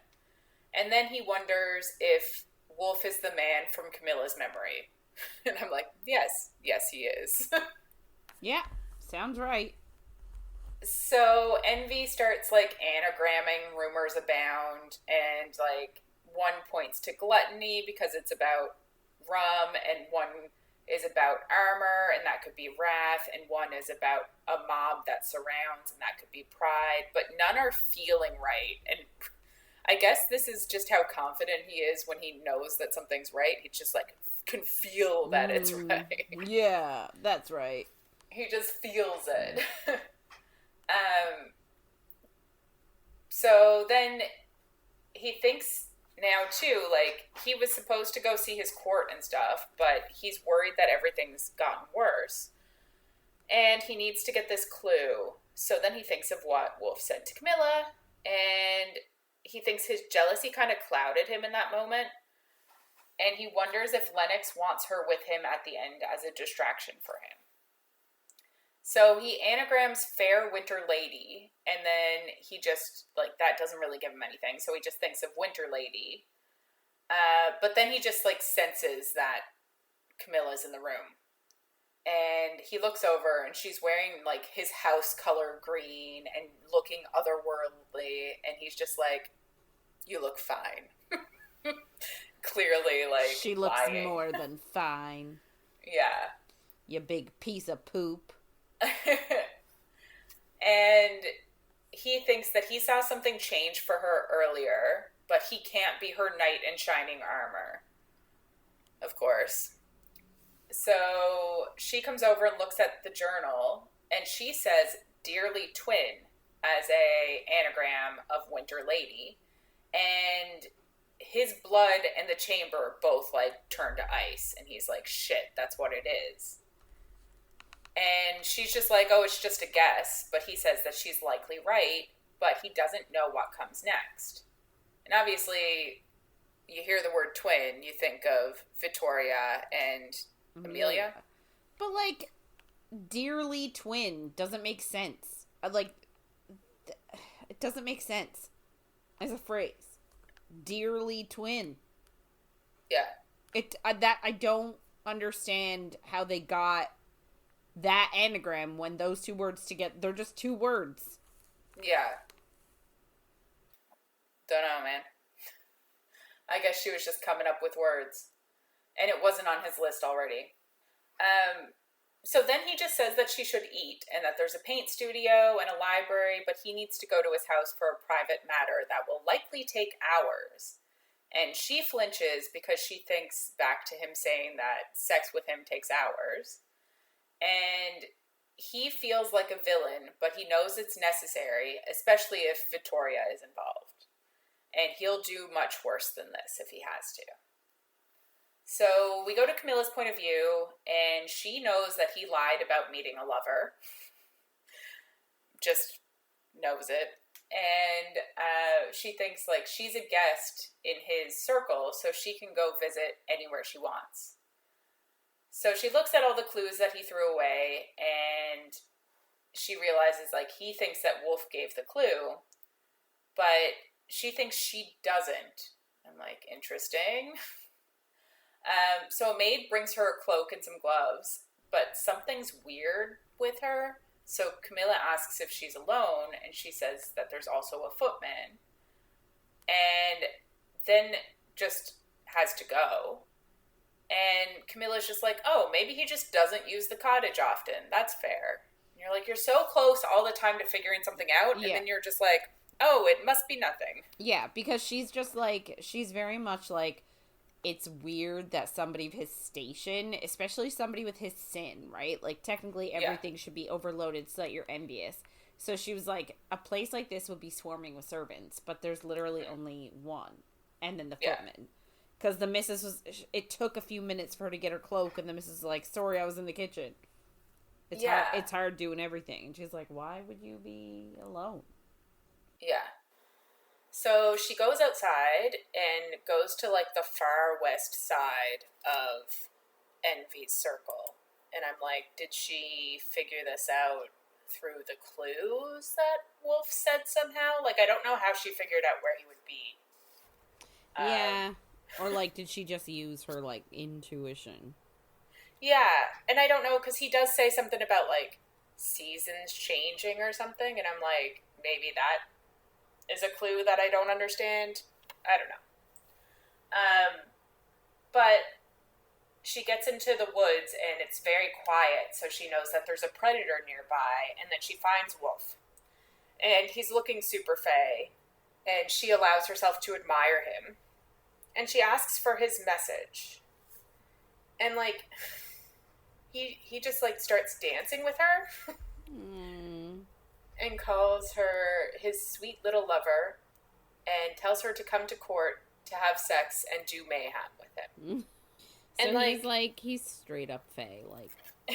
yeah. And she's intrigued by that, which is, like, kind of a clue, even though we do kind of figure everything out. Not everything, but we figure some stuff out now. But she just asks for the message again, and he asks why deny what she is. And he trails a finger on her ear. And I was like, oh, if we don't get exactly what she is, we already know based on that move. And then he asks if she even remembers what she is. And she says she's not there to debate her choices. And then she thinks, or lack thereof.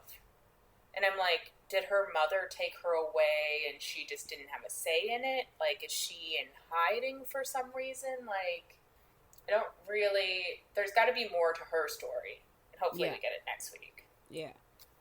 So he asks her to tell him what she is, but she hasn't said it since her first day in Waverly Green when her mother forbid her from saying it.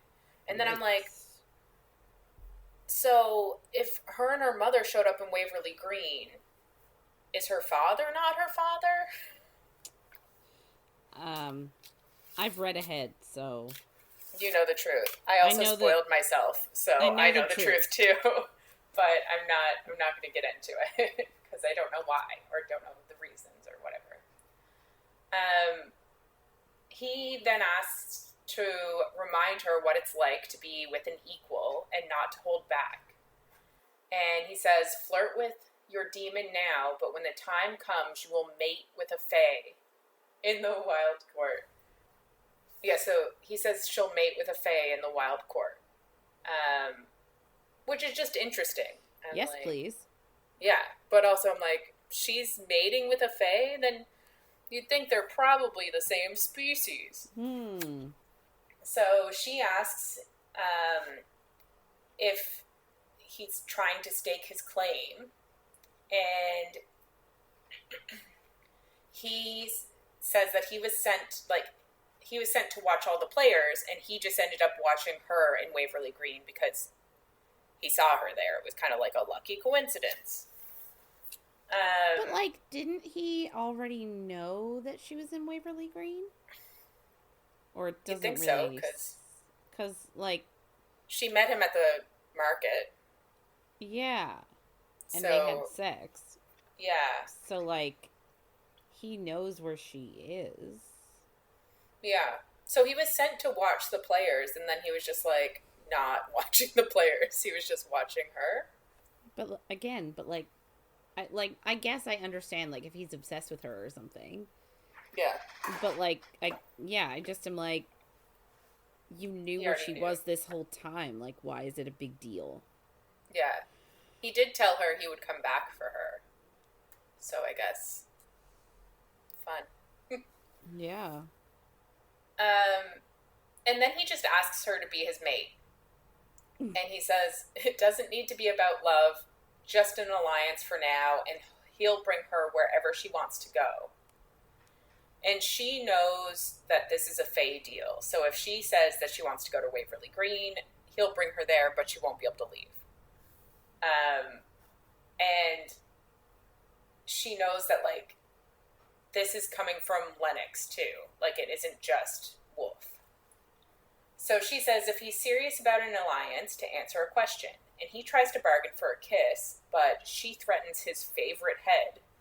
And then she asks her question. She asks where the dearly twin is.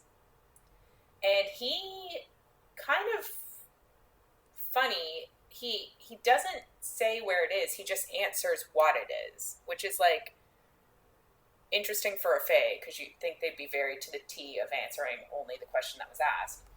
But I guess he's cunning. Yeah, and he's also kind of surprised that she's asking this, so he didn't realize that he was giving her a message or what the message was. Like, I don't think he worked out that dearly twin was the clue. Right. Because he says it's an old name, older than him, and it's the Twin Pillars of Fairy, which obviously we heard about in week 1, 2. And we knew would come up again, because why did they bring them up? And he asks if that's where she wants to go, because obviously he thinks that this has nothing to do with the game. And she says that he didn't answer the question, so he says that there's a portal guarded by a demon prince, and she asks which one, but he says that if she's going with him, it doesn't matter. And she just says goodnight. And he calls her Millie, and I was like, oh, interesting. So I looked that up, and that's where I got my spoiler. But it's just a nickname, apparently. Yeah, I looked up Camilla, Millie. Yeah. I don't know why, I just found it weird. But she tells him not to call her that, and she thinks, like, she could go with him, but that's all ancient history now.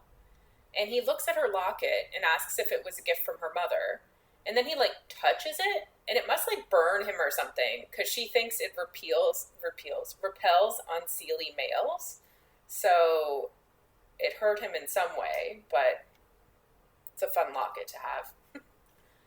Yeah, something that repels unwanted attention from men.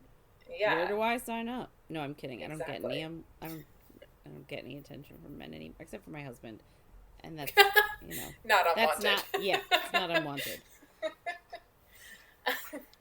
No one else pays me any mind. So he tells her that if he leaves now, the offer's gone, and she thinks that that's super frustrating because, like, she would obviously need time to think about this, which is obvious. Valid. Like, yeah. So he pulls her into, like, an awkward hug, and she acknowledges him finding her, and he asks her to say it, and she's like, it's a plea, it's not a demand. So she says that she may be Fae, but that doesn't make her part of his court. So we finally got that she's a Fae. Oh my god. Dun dun dun. So he says, doesn't it make her a part of his court, and tells her to be safe, and that he isn't her enemy. And she thinks he is, and when she walks away, the book said the other Fae doesn't follow. I'm assuming they mean Wolf doesn't follow. But I was just like, what a weird way to, like, why did you phrase it like that? Because now, I guess it's reiterating that she's a Fae. But I was like, oh, is there another third Fae? Like, it just confused me. But we go to Envy's point of view. And he calls for Alexei and says that Vittoria is on the way, so he needs Alexei's help moving some bodies that are near the throne room entrance. Alexei looks murderous, and Envy knows that he feels more at home here than the Malice Isles, and that he wants to kill Lennox too for the destruction of the court. Yeah. So they bring the bodies to a chamber, and he thinks, like, later they'll give them sacred funeral rites, but obviously they're in a hurry right now. And Envy changes, and he uses magic to cloak the scent of death, but he's using too much magic, and he doesn't have enough for everything he's trying to do. So Alexei says he doesn't like this, but Envy thinks it's their only clue. He thinks that it's pointing towards Vittoria, and that's their only option. Even though we're just like, we know it's not. We know Camilla just figured it out. Just wait a second, and you don't have to deal with Vittoria. But Alexei says that he needs to siphon tonight, and if Camilla sees him with Vittoria, she'll provide enough envy. And even if Vittoria doesn't have a clue, it'll benefit them to have, like, the envy and the jealousy of both of the women. And Envy knows that he's right, and Alexei offers to, like, set Camilla up. But he doesn't say yes or no. In the throne room, Envy remembers the fire that took a council member who used to be, like, a wise demon, and it also killed a few other demons, which is the beginning of the book, one of the things that happened. Yes. It's just a callback. The guy that got, like, burned to all heck sitting on that throne. Yeah. So Vittoria shows up, and the guards close the door, and her and Alexei and Envy stay in the throne room. And Envy says he didn't expect her so soon, and she says that she'll always come for him. Ugh. Which I found kind of funny. She's just creepy. I just don't understand the logic of why she's going so hard for him. I just don't get it. Yeah, me neither. She says always a pleasure to Alexei, and we get that the last time she saw him, she was riding him. What is that line from? I'll always come for you. I don't know. That's from, like, a TV show or a movie or something. Like, it's from something. I just thought it was very sexual. Is it sexual in the movie or TV or whatever you're No, thinking? It's, like, endearing. It's supposed to be, like, a declaration of love. Gotcha. And I don't remember what it's from, but it's something. And I'm annoyed with myself that I can't figure it out. There's a Nickelback song. It's definitely not a Nickelback song. At least as far as I know. And, like, I just remember, this is going to be really weird, but I distinctly remember there was, like, emphasis on the always. Like, I'll always come for you. It reminds me of Throne of Glass, when Aelin says that she'll come back for Dorian. No, it's definitely not that. But that's not. No, I know it's not that, but I don't know what it is. I couldn't. A lot of lyrics are coming up for songs when I search it. Ugh. I'm annoyed now. Maybe you'll think of it. We both know it. Maybe someone will tell us, please, if you know what she's talking about. Let us know. What I'm talking about, because I don't. So Victoria asks Envy what he wants and says that she's busy, and he thinks he wants her head on a spike, but he calls her dearly twin, and she doesn't react to that.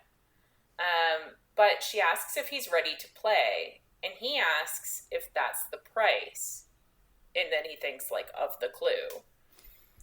And she tells him that she wants a sample first and asks if he has any objections. And then she goes between his legs, and his cock doesn't even twitch. And she, like, starts scratching his thighs, and she's annoyed, and she asks if they need to bring someone else in, and asks if he should get the woman. And I'm already like, shouldn't there be some envy here from Victoria? You would think. Right? But so I feel like, but I also feel like she would more be like, could you want to join in? Like, yeah, I think she'd be all for it. Yeah. Then Victoria says that Envy will close his eyes and think of the woman. And he thinks of the bath, and Victoria starts undoing his pants, and he opens his eyes and then just immediately softens after, like, realizing that it's Victoria, not Camilla.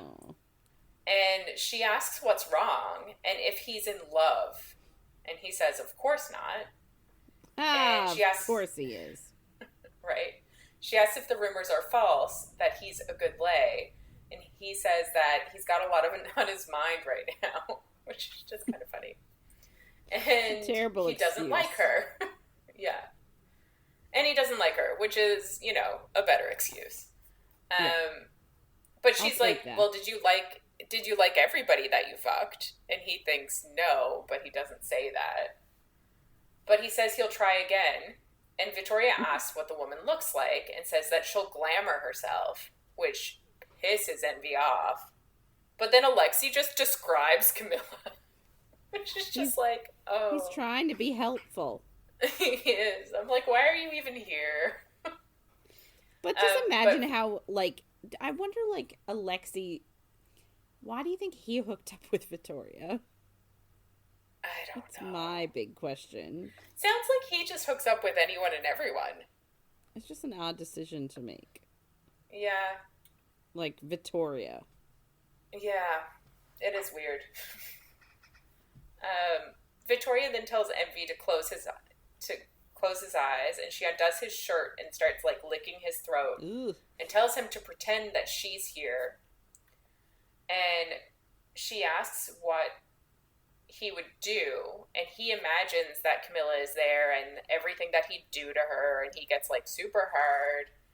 And then Victoria laughs, and he almost misses the commotion outside of the throne room. We're like, of course. So we go to Camilla's point of view. And she asks a butler to take her to the prince. And he's confused, but he starts to walk away, so she follows him. And she notices that, like, all of the hallways are empty, and there's bloodstains on the floor. And there's blood, like, coming from a closed door. And she sees dust, and, like, part of the house is in ruin. And she's just like, what the fuck is going on? And then she kind of puts together and wonders if this is why the game is so important to Envy, because his court is in ruin. Yes. She's actually so, like, spot on with her. Like, how does she figure it out? Like, it's so little to go on. I think we had the same issue with the first trilogy of, like, she'd not know anything, and then she'd immediately guess exactly what it was. Yeah. Yes. So the butler's still ahead of her and is super wary, and they stop in front of a room with guards, and the butler asks her what she wants, and she's just like, you were bringing me to the prince, what are you talking about? And the butler doesn't know what she's talking about and just leaves. But then the guards outside of the throne room tell her that no one is permitted inside. And she says it's urgent and asks if the prince is inside, because we know she has the next clue. And then she hears feminine laughter. And she's like, oh shit, he wasn't lying to me. He is fucking someone else. And she thinks it should be her. Ooh. But she wanted more. And his heart is off limits, so he found someone else. And she feels a dark, terrible feeling. And I'm like, of course she does. Because Envy needs the power. And she imagines Envy and this other person together and feels pure and unending jealousy. So she turns away to kind of, like, trick the guards. And then she just, like, rushes in. And I'm like, is it that easy? I guess with foggy guards it is. Yeah, there's no lock on the door. Like, she didn't even use any of her weird-ass magic. Like, she's just that good. Okay. And Envy's on his throne with his eyes closed, and he's hard, and she sees a beautiful woman whispering in his ear. And we know that he's only hard because he's thinking of Camilla, but she obviously doesn't know that. Too bad she doesn't have mind-reading powers. Right? Although then we wouldn't get as much of the envy that Envy needs. That's true. Camilla immediately recognizes Victoria from the memory of him fucking Alexei. And she can also feel Victoria's power, and that she's like a powerful player. Envy opens his eyes, and the guards grab Camilla, but Envy says to leave her. And he tells her that they have a problem. And she says that he's obviously busy finding a clue because she's jealous and thinks he's just trying to fuck Vittoria. Mm-hmm. But he introduces Vittoria and is like, she's a twin. And Camilla's like, oh, you're just an idiot then. Okay, cool.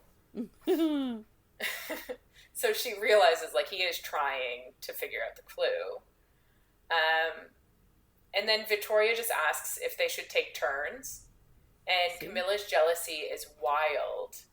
And Vittoria comes over to Camilla and asks if they should pleasure each other and see if they can tempt him to join. So obviously he's getting jealous now, which I'm a fan of.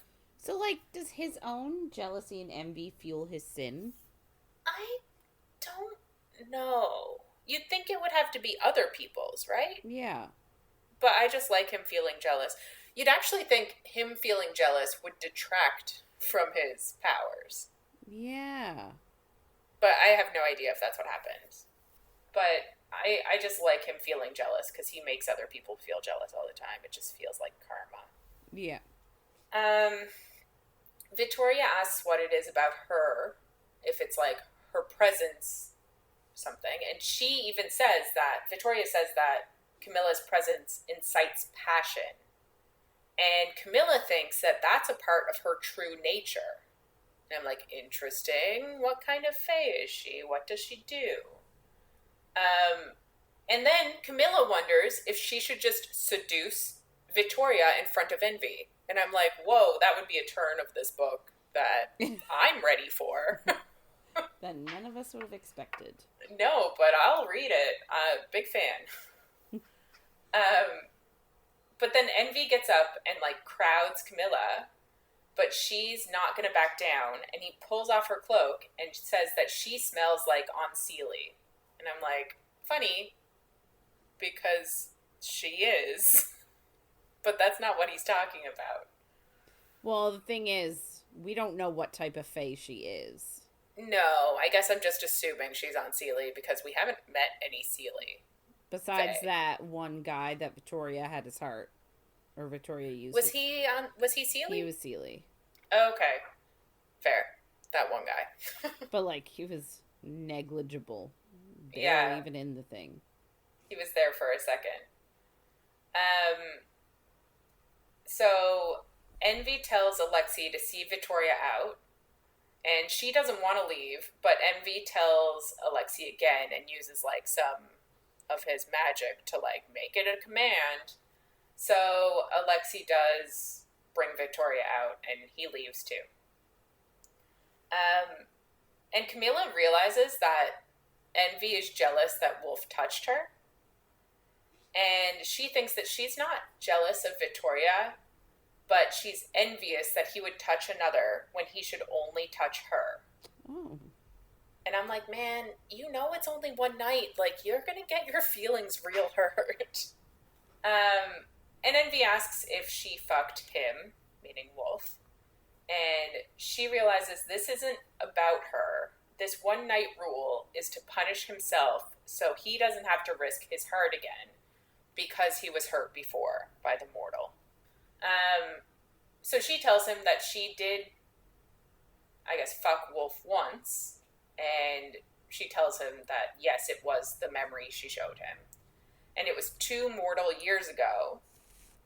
And by saying 2 mortal years ago, she's admitting that she isn't mortal in her head. Right. But I'm also like, obviously he knows that already. Yeah, like, that's nothing new. Yeah. So he then asks if she wears the locket to ward him off or to enchant her true nature. And she just goes back and asks if he loved her. And she means the mortal. And he says infatuation, intrigue, and admiration, but never love. And he says he made a selfish mistake that impacted his entire court. And Camilla kind of thinks that she, like, understands one mistake ruining your life. And I'm like, what is her story? What is happening? Interesting. But then she answers his question, and she says that her locket is from her mother, and it wards against unseelie males. And she thinks it does more, but she doesn't tell him. I don't like this. Me neither. What does it do? Well, no, but I don't... No, never mind. I can't talk about it. Okay. I want to talk about it, but I can't talk about it. Oh yeah. So he then says, "You're Seely," and asks how old she is. And she says that she left Fairy at 6. But then we get that, like, Fae children age slowly. So she was actually born a century before now. So Is she real old? she's 100?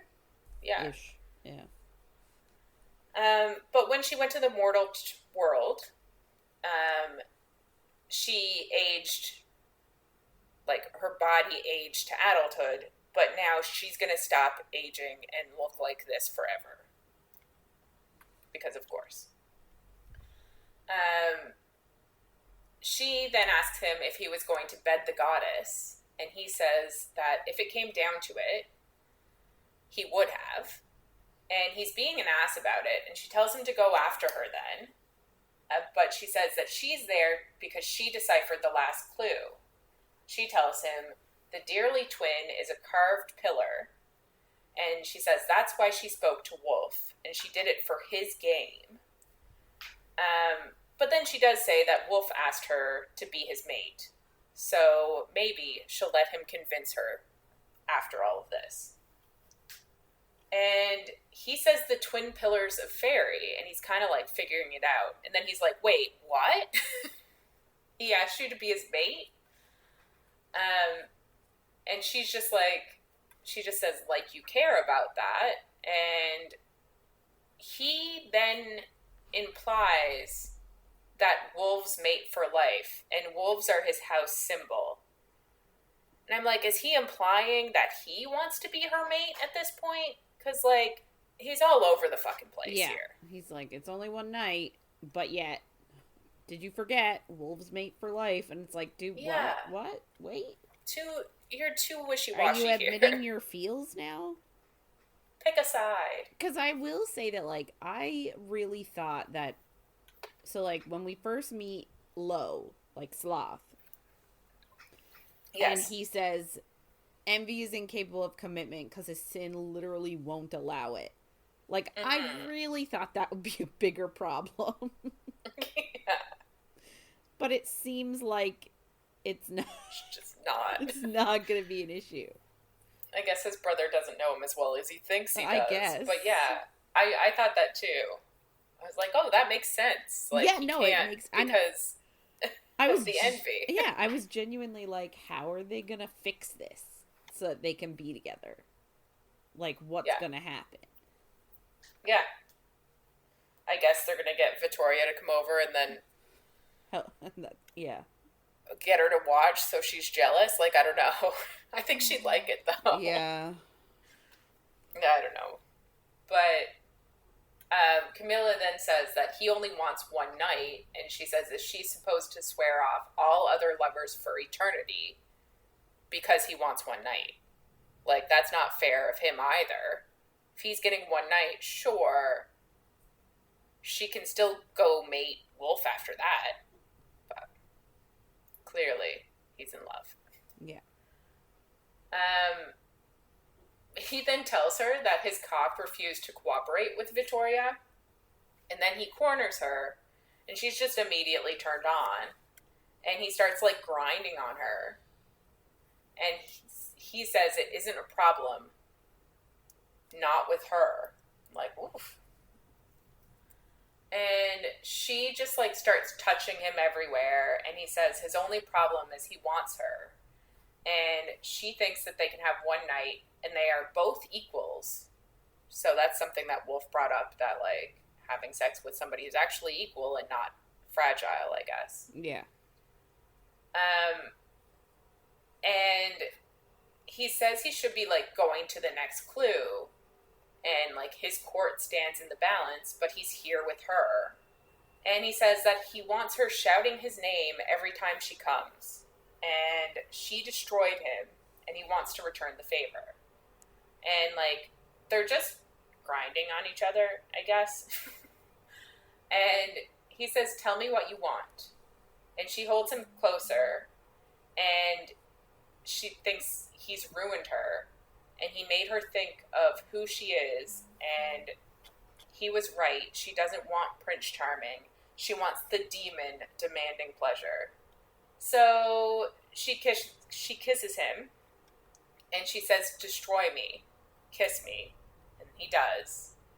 And she thinks if this is all they'll have, she'll make it count. So she starts undoing his pants, and he says, "You know my rule," and she agrees to it. So he kneels down in front of her. He just like magics her stockings away, but then in like a few minutes completely destroys her dress. And I'm like, why did you ruin it? Well, because I guess it's hot to like rip a tear dress. up clothes. Yeah.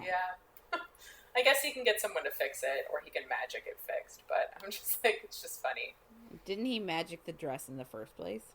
Oh, maybe, because it is the like green one that he was like, "You look fine." Yeah. So she thinks she knows he's about to conquer, and he says that he's going to devour her. Woo! So then we go to Envy's point of view, and he has her against a pillar, and he's pushing up her skirt, and he's kissing her legs, and he says that she likes him bowing in front of her. Like, yeah, of course she fucking does. Who doesn't? And right? And that he's going to worship every inch of her. So then he goes down on her, and he starts to lick her slowly and uses his fingers and says she tastes like sin. And he opens his senses to know like exactly what she needs and what she wants. And he teases her until she's like begging, and she tells him no more playing and that she's close. And of course he makes her come, and it's magical, and she's like, when she comes back down to her body, even though it's his point of view. And then she says that she needs him inside of her, and he needs it too. Which is... So she... I'm sorry, I just don't find that reality. When you come down off an orgasm and you're like, I need you No, I need a fucking nap. Yeah. I need you to leave me alone for 5-10 minutes. Don't touch me. So she takes off his shirt and his pants, and she says that he's magnificent, and he knows she's thinking that he's huge because he's heard that from other people. Ugh. And he feels her concern and then her determination. How does he... Oh, right, because he can feel emotions. I forgot. Yeah. And she tells him to lie down, and he, like, goes to lie near his throne. And he asks if she's nervous, and she lies and says no. And she straddles him and, like, touches him, and then she blows him and says he tastes like her favorite kind of sin. And then she blows him some more, and she wants him to come, and he knows that she's tamed him. Ugh. Like, okay. And she looks up, and she can tell that she has two. Like, fine. And he pulls her up and tells her to take off her dress. And he can feel how much she likes him ordering her around. And she says what happened to him destroying her. And he rips her dress, and then he rips her lingerie, and he says he'll make her dark fantasies come true tonight. Woo! And that's where we stop, because we're the biggest cock blockers ever. Yeah. I guess if we knew that we were going to stop in the middle of a sex scene, we might not have finished this week where we did, but it's how the mathed. It's fine. Yeah. I actually think it's a good spot. I don't like, because, I don't know. I just think it's an alright spot to end it. Yeah. I haven't read anything of next week yet, so I don't even know, like, maybe they get interrupted immediately, or, like, maybe they don't have sex. Like, I don't know. I wouldn't be surprised, because as soon as there's penetration, their one night starts. Yeah, that's true. So, if you just keep delaying that, they can... I mean, yeah, theoretically, they could, like, tease each other to high heaven. Yeah. So, I guess that's where we're going to leave off this week. if you want to get in touch with us and share your thoughts on anything you heard in our episodes, or if you have any book suggestions for us, please reach out to us by email at coffeeandcoread@gmail.com or on Instagram or Facebook at coffeeandcoread and coffee.coread on TikTok.